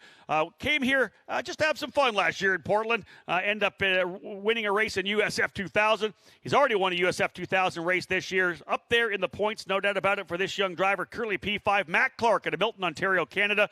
Winner of USF Juniors last year. And 2 podiums last weekend in USF Pro 2000 as well. He and Nikita Johnson could be 2 to watch next year in that category. Clark rolling off in his D-Force machine from P7. Row number 3 on the outside, Nikita Johnson just did 30 laps of USF Pro 2000, won the race. Can he do it again? Can he find his way back onto the podium in the number 17? He'll start 6th alongside Evagoras Papasavas in the number 6. He is gunning for a potential position in the top 3 in points. The Ohio driver Papasavas for J. Howard Driver Development in the number 6. Alongside, actually, we'll go to row number 2 now. On the outside, Thomas Schrag has just not had a weekend that he wanted at all. Schrag out of Bethel, Ohio, has got the speed, qualified 4th for Exclusive Autosport in the number 90, but issues have kept him from getting to the end of these races. Watch for him if he's able to finish up to be on the podium before it's all said and done. The 24 of Max Garcia for Pabst Racing will start alongside Schrag on the inside. P3, just 14 years of age for Max Garcia. Rookie this year, looking forward to another season in 2024. 19 drivers in the field, 2 on the front row. Off pole, the champion for 2023, Simon Sykes at Athens, Georgia, for Pabst Racing in the 22. He's looking to cruise through and have a fun run. The driver up front, though, trying to cap this season off in style. 2 wins already on the weekend here. Can he go back to back to back? That is Jacob Douglas out of New Zealand in the number 23 for Pabst Racing. It'll be an all Pabst Racing 1-2-3 rolling down into Festival Chicane for the first time. We're getting close to firing things up here for this Discount Tire Grand Prix of Portland. Again, 1.964 miles, 12-turn road course. And we'll say hello to those of you who are still hanging out around the racetrack. You didn't want to get in the traffic. Good call. Hang out with us here for one more race. And again, for those of you who are tuned in around the country and around the world on the USF Pro Championships app or on our YouTube channel, we thank you for tuning in. Getting close to firing up race number 3 of the weekend here for USF 2000, and a race that will cap off the 2023 calendar. We will take a time to thank all of our good friends from Cooper Tires. This will be the final time that we see Cooper Tires roll off the grid, a new partner lining up for 2024. So again, big thank you to Chris Pantani, everybody from Cooper Tires, the crew from Extreme, everybody who has been with us for 14 years, putting incredible tires on our race cars up and down our program. Time to get things underway. As I said, folks, as we do have the full field of 19 drivers getting ready to roll off. We have one of our guests down on pit lane. Almost time to fire things up and get this race underway. And indeed, folks, joining us down on pit lane, one of our guests from Discount Tire, Jasper Kuchert, to give us the command. On behalf of everyone at Discount Tire, drivers, start your engines. There it is. For the final time in 2023, engines coming to life on pit lane. Let's get ready to rumble. Let's just hope that these drivers didn't pay attention too much to USF Pro 2000, because that was a little bit of mayhem on the top level of our three-rung program. We expect a lot more from them. And indeed, USF Juniors this year may have been the cleanest racing that we saw. There's Nikita Johnson right there getting set to go for VRD Racing. Drivers will roll off. And joining me in the booth here today, a driver who finished in the top three in USF Juniors, multi-time winner on the season, running for Exclusive Autosport, the Texan Jack Jeffers, joining me here in the booth. Jack, thank you so much for making the trek here. You're not racing this weekend. We've got a banquet tomorrow night where you're going to get honored. All told, how happy are you with the way this season went in USF Juniors? Pretty happy considering it was my first season in the USF Juniors program. Wish it could have gone a little bit better, but still learned a lot and a lot of positives to take away into next year. All told, I think this season finale has been kind of the most hectic, almost like your season finale at Circuit of the Americas. There was kind of more contact there than there was throughout the entire season. Is it just that the people that haven't won yet get too aggressive, or they want to get that first win, or is it just at the end of the season you're like, I'm done. I'm going for every move I can? I'd say it's a combination of both. Those drivers who haven't won yet, they definitely want that first win. And it's the last race of the season. It's all out. Everybody has their elbows up. Well, because you got to wait for another 6 months before you get racing again. Mm-hmm. You guys are going to be dying in the offseason trying to get back onto the racetrack, I guarantee you. Lots of testing getting done, as we know. But again, we'll get set to roll here. The drivers working their way around the racetrack to cap things off for this year's program. Jacob Douglas, who had not yet won coming into the weekend in 2 years of competition, finally able to break the goose egg on Friday, and he backed it up with another win yesterday. We'll see if he can go 3 victories to finish off the season here and send himself into the offseason with a lot of momentum and a lot of confidence. Simon Sykes, who's starting on the outside of the front row, already getting the dream done. He is a journeyman driver, raced for teams that were maybe on the second level, newer teams, only single car efforts. Didn't get a chance to run for a major team like Pabst Racing. The minute he did, he fully did that, fully grasped it, and was able to deliver Augie Pabst his first driver championship. Miles Rowe, of course, following up yesterday with another driver championship as well. So it's Pabst Racing 1, 2, 3, and then we see Thomas Schrag in the number 90 for Exclusive Autosport. This kid is ready to go. He hasn't had 2 chances here. He made his debut at Mid-Ohio. Watch for Schrag to will be strong if they can get through Festival Chicane. Here they come at a 12 for the last time in 2023. The USF 2000 field is green, underway, coming down in to start, finish, and into turn number 1. They'll low line their way down. Hold your breath, folks, one more time through this tough right, left, right combination. A couple drivers locking it up further back. A couple are going to have to make the cutoff for sure. Everybody coming through pretty cleanly. Nicely done. 1 driver through the cutoff. 2 drivers, Carson Eder as well, coming through the cutoff area. They'll work their way out of turn number 3 over to 4. Settling in now. A little wide run there from your leader coming through. Otherwise, we're clean and green. Holding on to the positions here. One of the D-Force drivers, I think, a bit further back, having an issue. Everybody else sliding into position here early on. If we can get through these first couple of corners, that first run down into turn number 10, 11, and 12 is a very good possibility that we'll be able to knock out some green flag laps. Talented drivers here in this category. So far, so good as they work their way out onto the back straightaway now. You're going to see some challenges early because this is the best opportunity to make it happen. They'll work their way down the back chute. Here comes Garcia looking for a move. That's to the outside. That's not going to give you the inside line. Down into the corner. He's trying to get by Schrag. You see as well Matt Clark scrapping it out there in the USF Pro Championship scholarship livery. Side by side a little bit there further back. That is, I believe, Elliot Cox on the inside. One of the Jay Howard cars on the outside. Got to give each other room, and indeed they do. They run their way down the straightaway here, getting themselves into position. We'll give you the rundown as they come through. A little more hectic further back as some drivers are spraying things out, going wide. Another driver cutting through the escape route. Look at how hectic it is further back there. Whoa. And again, everyone settling in for the first couple of laps. There is getting some aggressive racing for third, fourth, and fifth, but most of the action actually a little bit deeper in the field, likely outside the top 10. But first time by, I believe Simon Sykes, the driver who goes into the lead over Jacob Douglas. Simon Sykes up front. What a way to cap off the championship it would be. This is what I like to call the exclamation point at the end of the sentence, at the end of a tremendous campaign where you won a championship. You want to go out on a high note, go out in style, stand on top of the podium, and grab that flag of your nation to get the shot on victory lane on top of the podium. Long way to go, though, a 25-lapper. Sykes, Douglas, Corey, Garcia, and Schrag. Top five. A great start for Sam Corey in the VRD machine. He started in 8th, was able to get through to P3. He'll go back to 4th as Garcia was able to get by, but these front drivers settling in. Indeed, now we're rolling. Evagoras Papasavas defending to the bottom of the racetrack from Mac Clark, who's trying to go after him. Right behind them is the 33 of Max Taylor, and then the 10 of George Garciarce.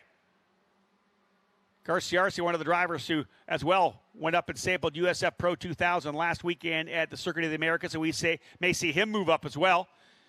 And that's really what this program is all about. We're developing young drivers, giving them all the skills. Each new level adds more downforce, adds more horsepower, just adds the need for more skill and more speed. A little slide there, trouble for Garcia. That's coming in through that 7-8 corner. That's a tough place to make a mistake, because really you're on the throttle coming into that corner. That's going to carry you all the way down to 10. We'll see whether or not Garcia gets a challenge from Schrag. Indeed he does. Here comes Schrag, making the move to the inside. He's trying to get to the bottom of the racetrack in turn number 9. Schrag to the bottom. No, that is Corey. Corey to the bottom. Sam Corey going by. Takes full advantage. Book it. Sam Corey through. Man, that was textbook. He saw that Garcia had some trouble. The car just wasn't able to get down to the apex over in turn number 7. And Corey got that run. Here comes Schrag. He's going to go to the inside as well. Garcia trying to pinch him to the bottom. Schrag's going to come in here, and I think he's going to be able to get through. Indeed, he does. Thomas Schrag is through. Book it again. As Garcia finds himself back to P5. Side by side, though, goes Papasavas and Clark. I got to look at my heart rate. I think I'm at 99. That's not too bad, I think. Yeah, I'm at 99. Well, that was 3 minutes ago. It's definitely starting to fire up. Yeah, these drivers are not finishing easy right now. They've got things fired up. Jack Jefferson, you guys at USF Juniors were racing like this all year long. Literally, there were times I was holding my breath. VIR, of course, you guys were side by side a couple of times. This is the kind of action you're learning, right? You're learning to run side by side. Talk a little bit about how much you were able to learn with this kind of racing in cars. You've done it in karts. It's different in cars, though. Oh, yeah, it's much different in cars. You can't really make as much contact because it's an open-wheel car. But you learn a lot, and that's the good thing about the USF Pro Championships is this ladder helps young drivers. It helps develop them. When we get back to Jack a little later on in the show, I'm going to ask about that. The transition from karts to cars is a big thing, and that's what we do here. USF Juniors is that place where drivers come out of karting, go to the Skip Barber Racing School, get the basics in a 3-day school, do a couple-day lapping, and then work their way into USF Juniors. And we're going to talk to Jack a bit about what the big things coming from karting to cars was, because Jack, of course, was one of the top national junior kart racers before making the move here into the USF Juniors program. So we'll talk more to Jack throughout the show. Great battle between Papasavas and Matt Clark. That may be one of the best fights on the track right now. That's for 6th position. And again, those drivers as well, 4th and 5th in the championship battle. Nikita Johnson, where is Nikita? 14th. Remember, he's currently in the 3rd spot in points, trying to challenge Lockie Hughes. Hughes is in 12th. Then you've got Papasavas and Clark up in 6th and 7th. There is a lot going on right now for this particular category. Wow.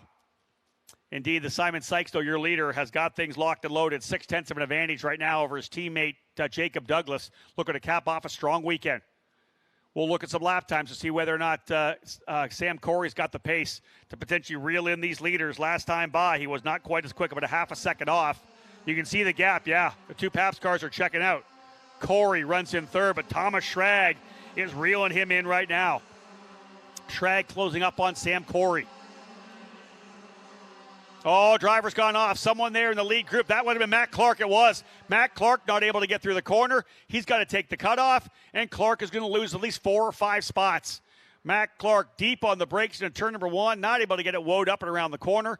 And that's, I think, one of the toughest parts about this festival chicane is coming through there. If you can't get the car turned, woed, and turned, it's such a big run around to the right to get back to the left to get to the apex. And that's when drivers have to make that decision. If I can't do it, I got to check, and I got to go through the runoff. And it's going to take you a bunch of time, but it is what it is. Being told to number 14 of Sam Corey, a warning from race control for blocking. Here's a good indication of the lead for Sykes and Douglas. That's how much of a gap they have right now. That's Corey in the 14, Schrag in the 90, and then Garcia in the 24. Papasavas now, and we'll see how far back. That's Matt Clark. Clark being able to get potentially back by, I think, Lockie Hughes. He may have came right out in front of Lockie Hughes. And they're in a battle for the position in the points still. 6 laps down. There'll be 7 this time by. 7 low. This will be 6 this time by. Working lap number 7. Corey closing up as well. Schrag and Corey both 13.2s. Garcia 13.3. Papasavas 14.3. Oh, we got some contact a little bit further back. These guys are going at it right now. That is Elliot Cox, Gordon Scully, Al Morey, all in the middle of a fight. Bring Lucas Facuri in there as well, the D-Force driver. He's in the middle of that scrap.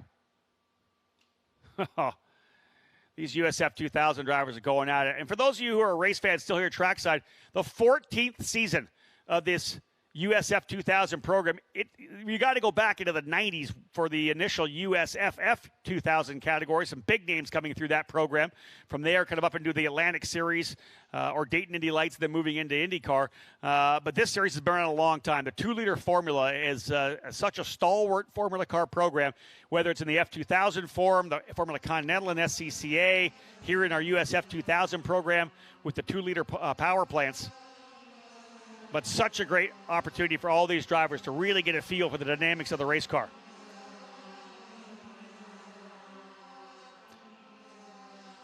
Drivers settling in here now. 7 laps in. Sykes, Douglas, Corey, Schrag, and Garcia the top 5. Papasavas 6th, Taylor 7th, Garciarce 8th, Ethan Ho and Matt Clark rounding out the top 10.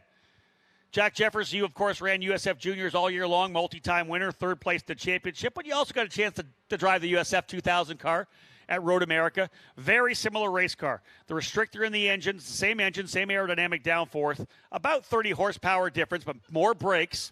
What was it like driving that USF2000 car compared to the juniors? It was fun, not big of a difference. Obviously, like you said, a little bit of a power increase and the braking is a little bit different. But then that is the exact same car. And but really, the caliber of drivers in that field is much higher, in my opinion, than the USF Junior field. So. There it is. Well, the juniors are all dialing in and getting themselves ready. Let's talk about now as kind of people are settling in. As a new driver coming out of karting, what is the biggest thing you had to adjust when you got into the big race car as opposed to your smaller and nimble go-kart? I'd say there's a lot of things you have to adjust, but a big thing for me was awareness. In a go-kart, you can look behind you, look over your shoulders, and you basically have awareness around your whole cart. And cars you can't even look to your side, really. You're just relying on the mirrors. So a big thing is awareness, and yeah. There's also about 6 feet more race car behind you, because when you're in a go-kart, you're sitting over top of the rear axle, essentially the way the seat is leaned. There's so much, there's a engine, there's a gearbox, there's a wing, there's wheels, there's a ton behind you. And that's, I think, being spatially aware of how big the race car actually is. For sure. That's another thing you have to account for when we look in your mirrors. You have to know how much race car you have behind you. We saw a couple drivers struggle with that here this weekend, trying to maybe make that move back around. They hadn't quite cleared the driver behind them. Tougher for the young drivers in USF Juniors who are really getting a feel for that. But again, as our ladder works, USF Juniors moves the drivers up to USF 2000, 2000 to Pro 2000. And how about this fight a little bit further back? Matt Clark in the middle of a fight with Lockie Hughes. And I believe one of the D-Force cars are in there. Are we going to go 3 wide down the back straight? Well, there's 4 cars in the middle of this scrap. Here they come down into turn number 9. Who's going to give it up? Clark will go to the inside. The 10 of Garciarce tucks back in as well. Wow. One of the VRD cars and one of the Jay Howard cars in there as well. I think Nikita Johnson and Lockie Hughes in there as well. Johnson and Hughes battling it out for second and third place in the points. Papa Savas isn't that far back either. That's the crazy thing right now. Everybody in the middle of the fight. Evagoras Papa Savas trying to see if he can't work his way up into third in the championship. Little break lock up there for the 67 of Elliot Cox, but he has been able to get by the 11 of Lucas Facuri, so he runs 14th now. Sykes leading by 1.1 seconds now over his teammate Douglas. Sam Corey is well back now, 4.5 seconds. The two Pabst cars have checked out here in a USF2000. So Nikita Johnson, who was very strong in the USF Pro 2000 category for VRD, a little bit further back right now. Top running VRD driver Sam Corey in third, then Max Taylor in seventh, Nikita Johnson in 11th, and Gordon Scully in 16th. And a little further qualifying back there as well. For Nikita in sixth, but the issue early on dropped him to the tail of the field. You wonder if he's finally getting tired. I asked the guys this yesterday. I had Quinn Armstrong in here, and we talked about him running these races. This got to be tough to do 30 laps in 25. I know how hot it was for you guys doing the laps. You did 12 laps at the Circuit of the Americas, a much longer racetrack. But how impressed are you, him going back-to-back in these races? Quite impressive, to be honest. I've never driven an Indy Pro before, but I'm sure it's way more physical than the juniors cars and the 2000. So to do, 55 laps? To do 55 laps is quite impressive. Yeah, 30 laps already done, 25 laps now. And indeed, this USF Pro 2000 car, significantly tougher to drive. 80 more horsepower than USF 2000, way more aerodynamic downforce, the dual element rear wing. The tires are a lot bigger. Again, all that horsepower, more braking. And as you know, folks, these open wheel cars, no power steering. So your upper body strength and your ability to hang on for all those laps, it's crucial with the amount of time these guys spend in the gym. That's something we'll come back and talk to Jack Jeffers about in a second. Again, Jack joining us here as well from Exclusive Autosport, third place this year in USF Juniors. We'll talk about the fitness side of the program. 10 laps in the book, still 15 to go, and Simon Sykes looking to go out with a bang here in 2023. Over the last couple of years, Simon, again, as I said before, not able to run full seasons. He ran with a team, Legacy Autosport, that has since moved on to the USAC Silver Crown Series, is now a race winner in Silver Crown. Maybe you got a battle here for P3. Thomas Schrag looking to the inside of Sam Corey coming into turn number one. Not quite there. Garcia with him as well. Sam Corey right down to the bottom of the racetrack. So we got a challenge here for third. We're not done at all there. But again, Legacy Autosport just winning a big race in the USAC Silver Crown at Worldwide Technology Raceway with their new Silver Crown car. Look at this battle we have going here. We'll come back and talk about Simon Sykes in a second. I'm going to focus on this fight because right now Sam Corey has got his hands full with Thomas Schrag. Right there as well as Garcia, as is Evagoras Papasavas. So you got to think that Corey holding back the Lions right now. Everybody's stacking up behind the VRD pilot. Let's look for Thomas Schrag. Does he get the run he wants to come down into turn number 9? He does not. He's getting closer. Does he think to the inside? Does he even juke? No, he'll hold right there. Not as much aerodynamic downforce as USF Pro 2000, so you don't lose as much in the sweeping corners. Not so much aero wash where you lose that wing in the front and get the mid-corner understeer. Big run onto the straightaway. Thomas Schrag, he wants P3. He does not want to hold on to the spot. Big enough a gap, I think, right now for Corey to potentially defend because it could indeed be Max Garcia thinking about making a move as they're clean coming through turn number 1 and 2. So again, Simon Sykes has a battle there between the 17 Nikita Johnson and the 1 of Matt Clark. That position a little bit deeper in the field. That's the fight right now for 9th and 10th. Moved Nikita Johnson up into 9th, so he's marching his way back forward. Sykes just didn't get a chance to run for a top team. Limited schedule, in the car, out of the car for Legacy Autosport. At one point, he was able to deliver 5 podium finishes in a row for Legacy. No other driver for any of the top teams had that kind of consistency. That was a really good indication of what Simon Sykes could do. The consistency that he had, the racecraft. He's a 2-time SCCA runoffs winner as well. Those of you who are runoffs fans know how hard it is to win in those categories, F1600 and Formula Continental. And for Simon Sykes, finally get the opportunity to run with a team like Pabst Racing here this year. He has fully capitalized and brought Augie Pabst his first championship. Good scrap further back there. Again, Al Morey trying to get to a move to the inside. I believe George Garcia Arce. And they got Elliot Cox right there as well. That might be Lockie Hughes. No, I think it's Garcia Arce. Hughes, I believe, potentially through.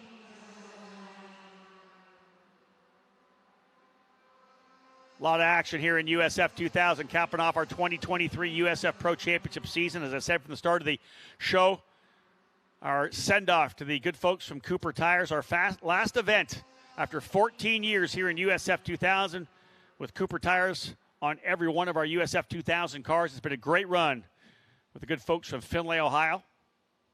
We'll cap it off, of course, tomorrow evening at the banquet.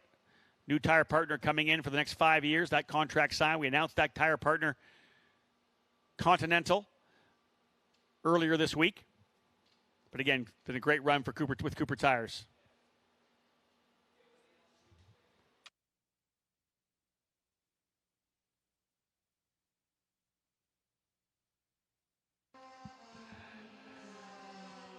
Sykes, Douglas, Corey, Schrag, Garcia, top 5.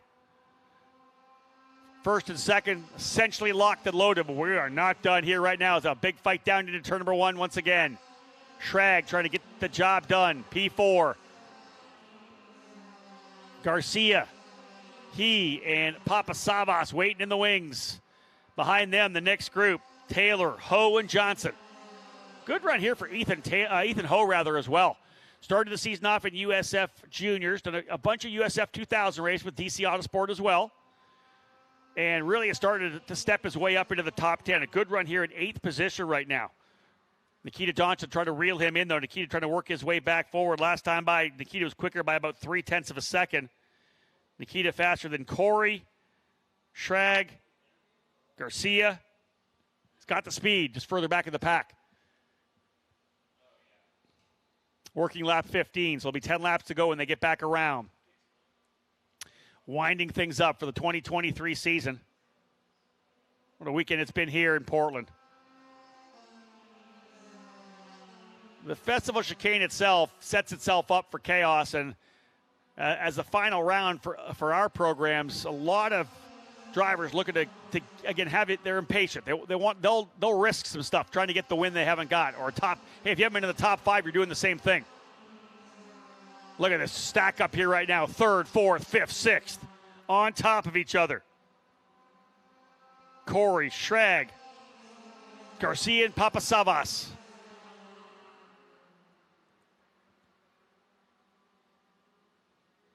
One of the things for each one of these drivers, of course, stepping up from one level to the other is to really dial in and maybe increase your fitness focus. Every one of these drivers, of course, is in the gym. There's a certain level of fitness they're trying to attain for whatever series they're in. But I always tell them, you get up to that next level, you've got to be better. You think you're fit enough for USF Pro 2000, you're not. You think you're fit enough for next, you are definitely not. You got to keep digging. That's one of the things that these drivers can control. That's their work ethic.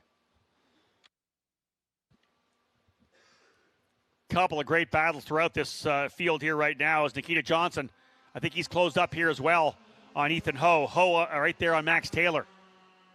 Here comes a run down the straightaway again. Does Thomas Schrag have it this time? Not enough. In fact, he's going to watch out for Max Garcia. Garcia in the 24. I think he's looking to the inside into turn number 1. He is not quite there. Oh, contact a little bit there. Garcia literally throws it into the corner. And that's going to give Schrag a chance to get away a little bit. Garcia deep into the corner. And a bit of contact with the right rear for Thomas Schrag. But the exclusive car emerging unscathed. A little bit of breathing room, though, for Sam Corey. Papa Savas wasn't quite close enough to capitalize on Garcia. All crossed up coming out of 1. You wonder whether or not there's potential damage to the car of Garcia, as the thing got pretty sideways under the braking as he came over top of the curb into turn number 1. The ill-fated passing attempt. 16 laps in the books. 8 more remain. Simon Sykes, 1.4 up on his teammate Jacob Douglas. Schrag trying to dial it back in. Good fight as well. We talked about the one for 7th, 8th, and 9th. Taylor, Ho, and Johnson. That's not done. Mal Morgan and Elliott Cox, the 2 drivers out of Indiana, locked and loaded.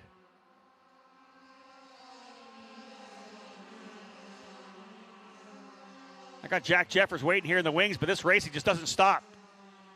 Nikita Johnson, by. He gets back by both Ho and Taylor. So Nikita Johnson, has gone now to 7th. Started 6th, went back to 14th, up to 7th. Nikita, who has now run 47 laps back-to-back, is on his move forward. Even more impressive, the fact that he keeps going forward. When you think he could be getting tired, could be kind of missing a little bit, losing a bit of focus. Nope, laser focus still. 15 years of age, very impressive over the last couple of weeks into the season for Nikita Johnson from Gulfport, Florida. As I said in the broadcast for USF Pro, won the opening round in USF 2000, won the final race here in USF Pro, setting up for a great 2024 season. Matt Clark closing up on Ethan Ho as well. Ho currently running in 9th, Clark 10th. Thomas Schrag trying to close back up on Sam Corey. Both drivers turning 113 flats last time by. Garcia within another length and a half again. So Garcia trying to mount another challenge on Thomas Schrag for 4th.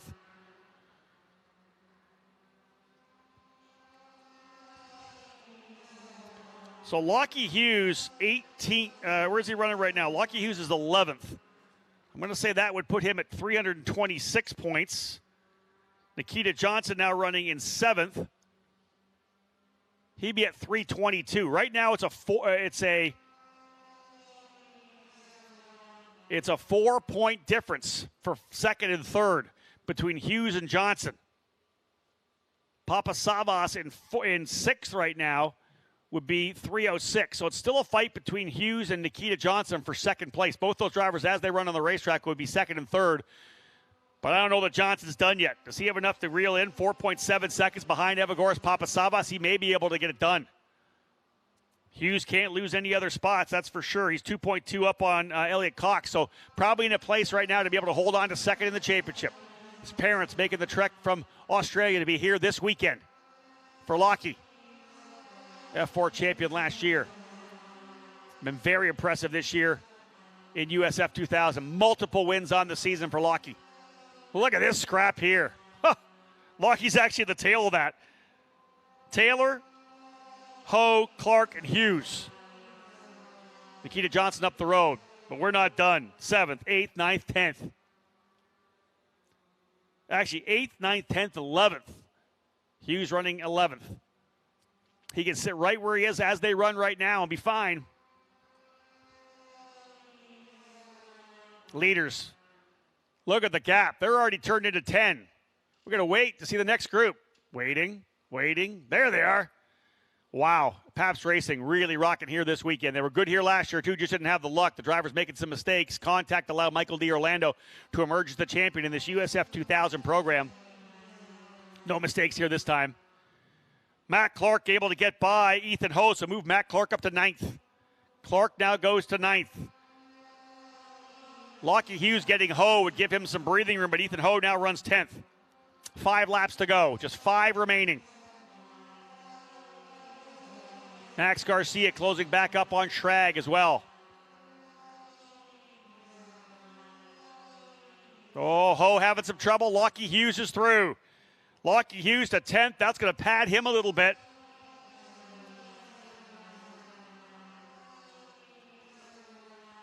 $327 points for Hughes as he runs on the track in the 10th position. Nikita Johnson in 7th would be 322. 5-point advantage now in the fight for 2nd place of the points for Lockie Hughes. Top 10 with 5 to go. Sykes, Douglas, Corey, Schrag, and Garcia. Papasavas 6th, Johnson 7th, Taylor, Clark, and Hughes rounding out the top 10.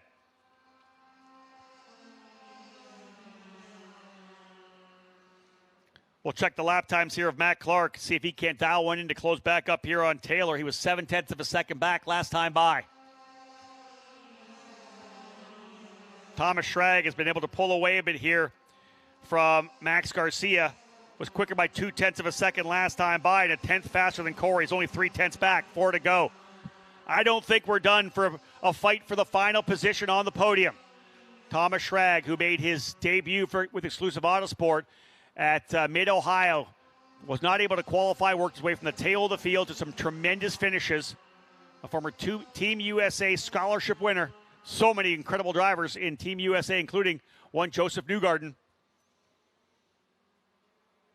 Trying to put together a program to run here in 2024 in USF2000, driver to Bethel, Ohio. 4 to go. This USF Pro Championships season presented by Cooper Tires, almost done. Just a handful of laps remaining. Sykes up by just 7/10 now. Jacob Douglas closing on him. Looks like a bit more gap this time.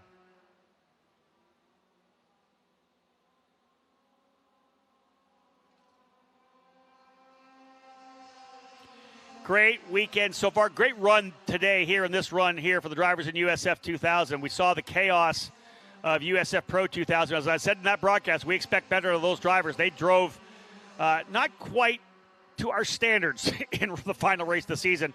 USF 2000 putting on a show here. Great job. Sykes, Douglas up by 10 seconds on Sam Corey. Corey, though, better watch out as Schrag is coming. We're not done there for P3. 3 to go.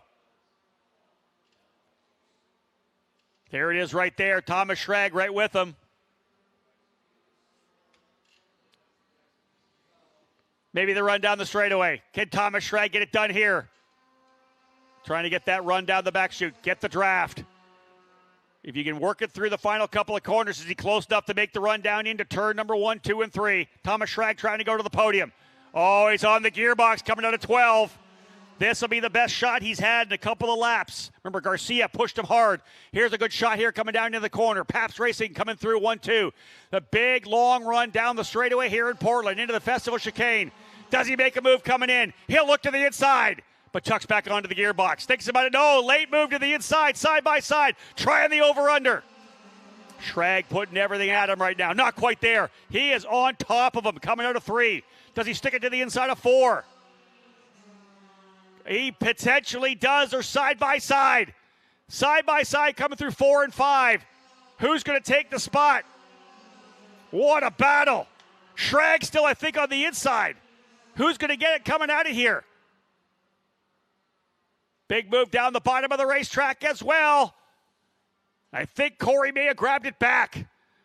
Schrag did not go on the defensive, but here comes the run down the straightaway. And here comes Garcia and Papasavas as well. Hold your breath. Corey on the inside. Outside, I believe, Schrag. Corey's going to block down to the bottom of the racetrack. Look at Papasavas going to work trying to find Garcia. White flag flying this time by. 1 to go for Sykes and Douglas, but we're not done for third. Thomas Schrag right there. He's getting pushed by Max Garcia. Hold on. Garcia right there. They'll work the way down into turn number 1. Garcia looking to the inside as well. Side by side, coming through the corner. Schrag still got the spot. Garcia trying to run the outside on him. He doesn't do it. Papasavos looking to capitalize. Oh, man, this has been great 2-liter racing right here. This has given Sam Corey a chance to get away. I don't think Schrag close enough. But even 4th for a driver who was not able to even get through the first couple of laps of race 1 and 2.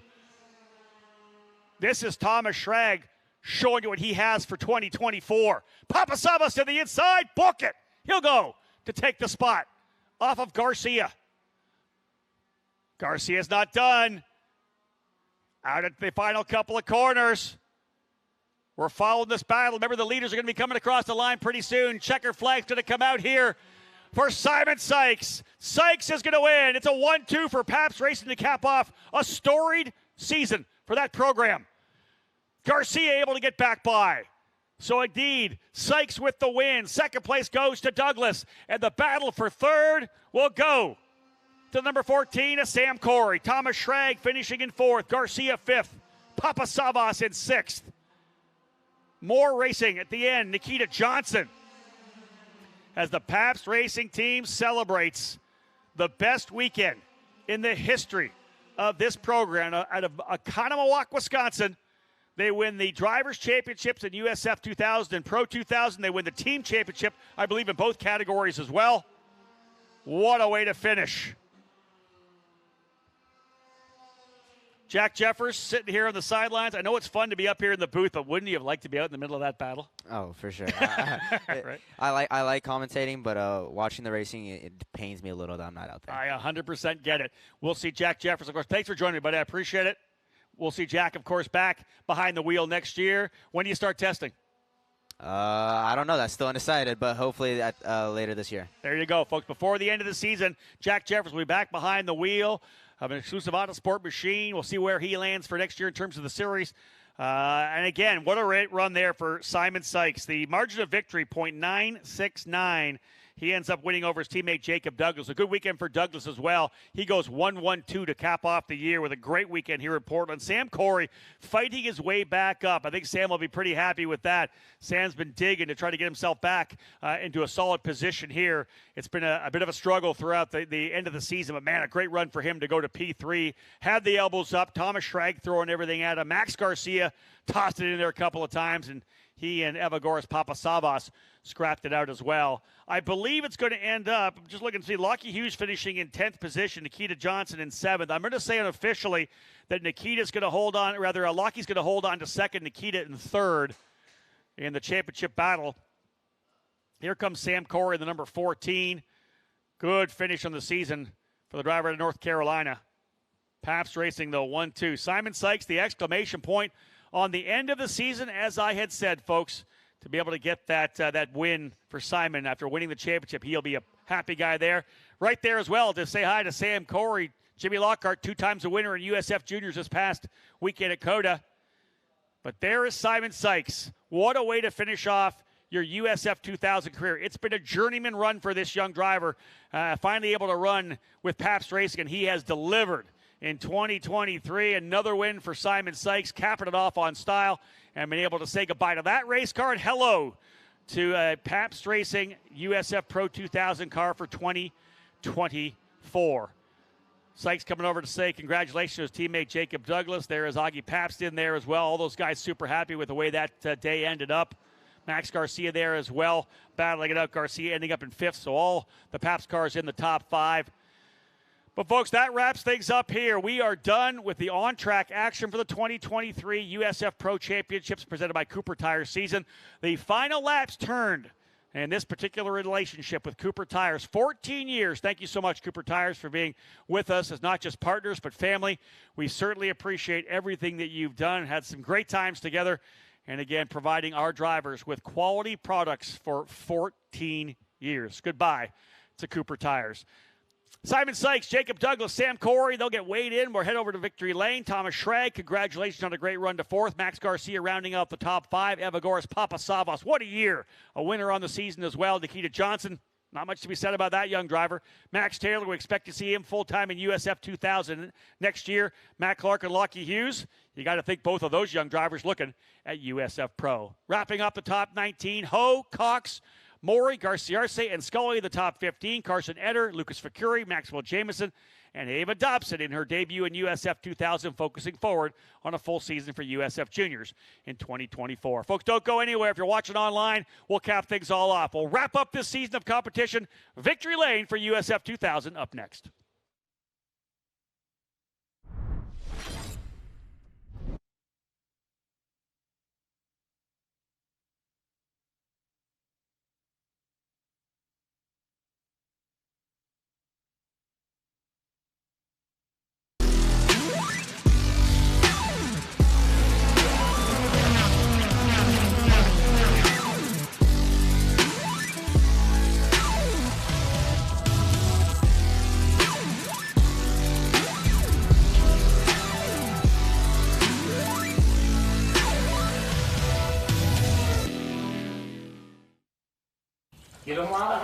We're like any normal family. We just get shorter wait times because we buy and book online at discounttire.com. So easy. Which gives us more time for things like... Come on, Mom. Ready? And it's all thanks to Kyle. Thank you. Get 30% shorter average wait time when you buy and book online at discounttire.com. Let's get you taken care of. It's your Uncle Cooper. Sure, once in a blue moon, you might need your tires for hauling a horse in a hailstorm. But But most days, you're gonna need your tires for tougher things, like teaching your sister's kid how to parallel park.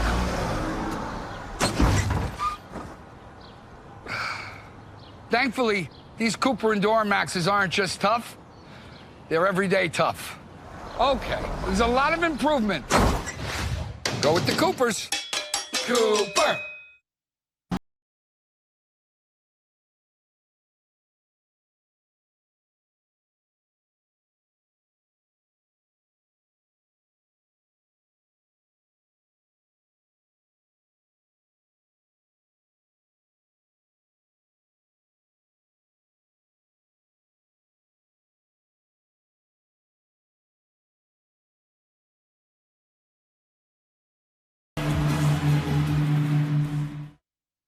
It's always great to watch all the racing action here on the USF Pro Championships app or the YouTube channel. But if you want to really go inside with the drivers in this program here in 2023, check out The Climb, our mini documentary. Brand new episode covering the Circuit of the Americas event is now available. We're here this weekend at the Circuit of the Americas where, Formula One runs each year as well. This weekend is crucial for the drivers in USF Juniors, as we know. This is it. Triple header to wrap up the season to find out who wins the scholarship to go to USF2000 next year. The drivers in USF Pro 2000, if you're Miles Rowe, you got a chance to win a championship. Everybody else, you have to be perfect to potentially push it through Portland.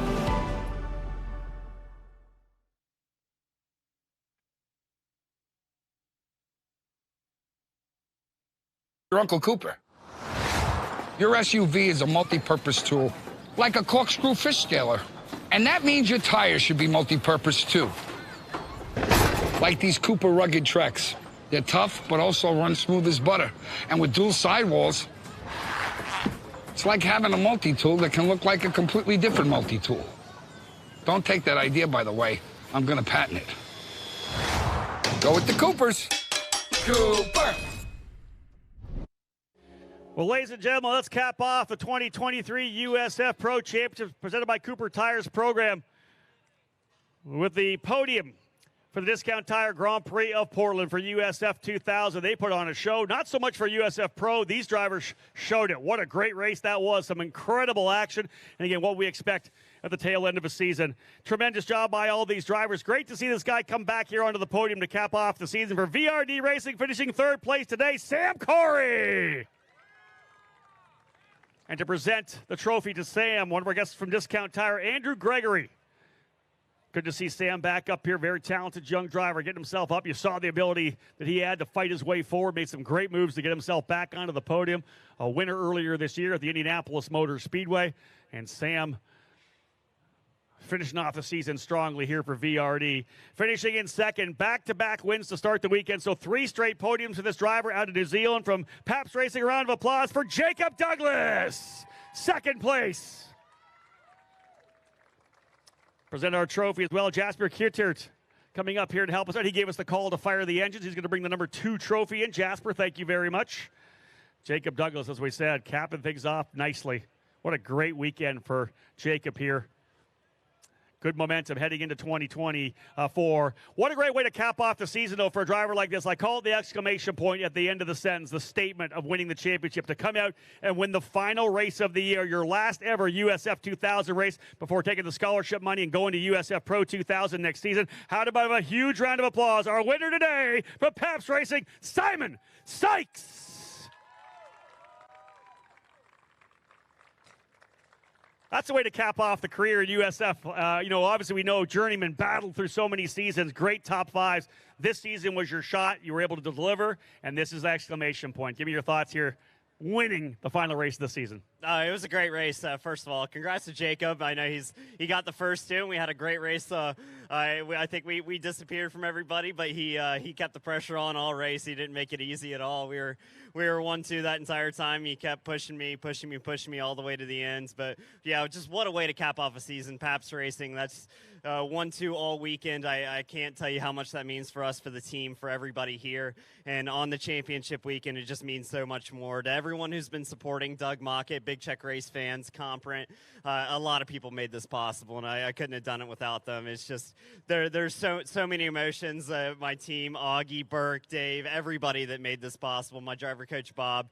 It was a whole group effort, and I think we showed our strength here this weekend. Well done in your swan song. Get up on top of the podium. His final race in USF2000. Simon Sykes getting the race win. Cameron Fournier will bring up that trophy for us here. Cameron, thank you very much. A tremendous drive for the Pabst Racing drivers to work their way out as they did, bolting away from the field. And we saw that as essentially our camera picking them up coming down the straightaway. They were already through 10 and 11 before the other guys came through. The Pabst Racing cars were absolute rockets here this weekend.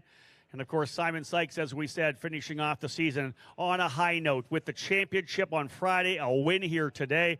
What a weekend for Simon Sykes, a driver from Athens, Georgia, who we'll see move next year into the USF Pro 2000 category. It's been a long time coming for the young driver who has dug and dug and dug. Didn't have maybe the top team, the top equipment, but kept delivering, kept on with the top fives, showing what he was able to do if the opportunity would arise, and it did, to run with the juggernaut Pabst Racing. And they delivered for sure. Jacob Douglas, a great weekend as well. Max Garcia in the top five. So all of the black cars in the top five here today. But you can't say enough about Sam Corey as well, folks, to cap off the season as he did. Got himself right in the middle of the scrap and was in a huge fight with Thomas Schrag. Did everything he needed to do to hold him back. Had the speed there and did a tremendous job as well. One of the things this season's brought to us that we've been super excited about is to have Discount Tire with us. They're all a huge part of our Discount Tire scholarship program. You know, $1.6 million worth of cash and prizes going out to our teams and drivers throughout the year. And, of course, tomorrow at our championship celebration banquet with all the scholarships. So to have Discount Tire here with us as we have throughout the year, what a tremendous partner they've been. It's been awesome to have them trackside. Their STEM program, a big part of our program at all the events we do throughout 2023. And look forward to expanding that partnership in the future. This is the way we cap things off here, folks. So again, the traditional champagne spray. Make sure the guys have the right hats on. And well, this is the way to finish things off. The final champagne celebration of 2023. Let's get the hats on, boys. It's been a fantastic year of competition. We started in St. Petersburg. We wrap here in the Pacific Northwest. Grip it and rip it, boys. It's time to celebrate. Champagne flying for USF 2000. Simon Sykes, your champion. 3 straight podiums and 2 wins for Jacob Douglas. And we welcome back Sam Corey for VRD Racing P3. What a season it's been, folks. If you're trackside, one more time, a round of applause for our champion USF 2000, Simon Sykes. That caps things off here, folks, for what has been a tremendous year of USF 2000 Championship Racing. Once again, we say goodbye to our partners, Cooper Tires. Thank you so much for everything you've done, the friendship, the partnership, you name it. Great to have Cooper Tires with us for 14 years, and we wish them the very best moving forward. Big times in 2024 for this program. Lots of growth for USF Pro Championships. For those of you tuning in at home, we thank you so much for being with us throughout this entire 2023 schedule. We'll say thank you to the good folks at USF Pro TV as well, the hardworking crew that has delivered our streaming throughout the season. If you haven't watched The Climb, our mini documentary, check that out, our YouTube channel. Tremendous way to see the inside of this program, but that caps things off for 2023. Thank you so much for being with us, folks. On behalf of Anderson Promotions, Cooper Tires, my name's Rob Howden. Bye for now.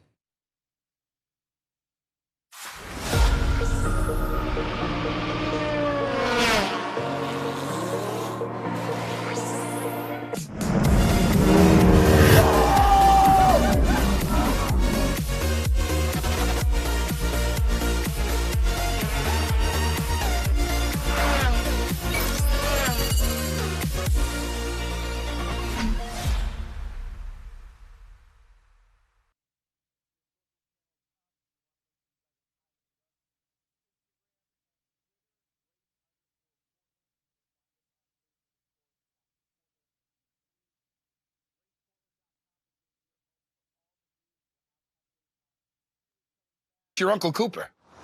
Sure, once in a blue moon, you might need your tires for hauling a horse in a hailstorm. But most days, you're gonna need your tires for tougher things, like teaching your sister's kid how to parallel park.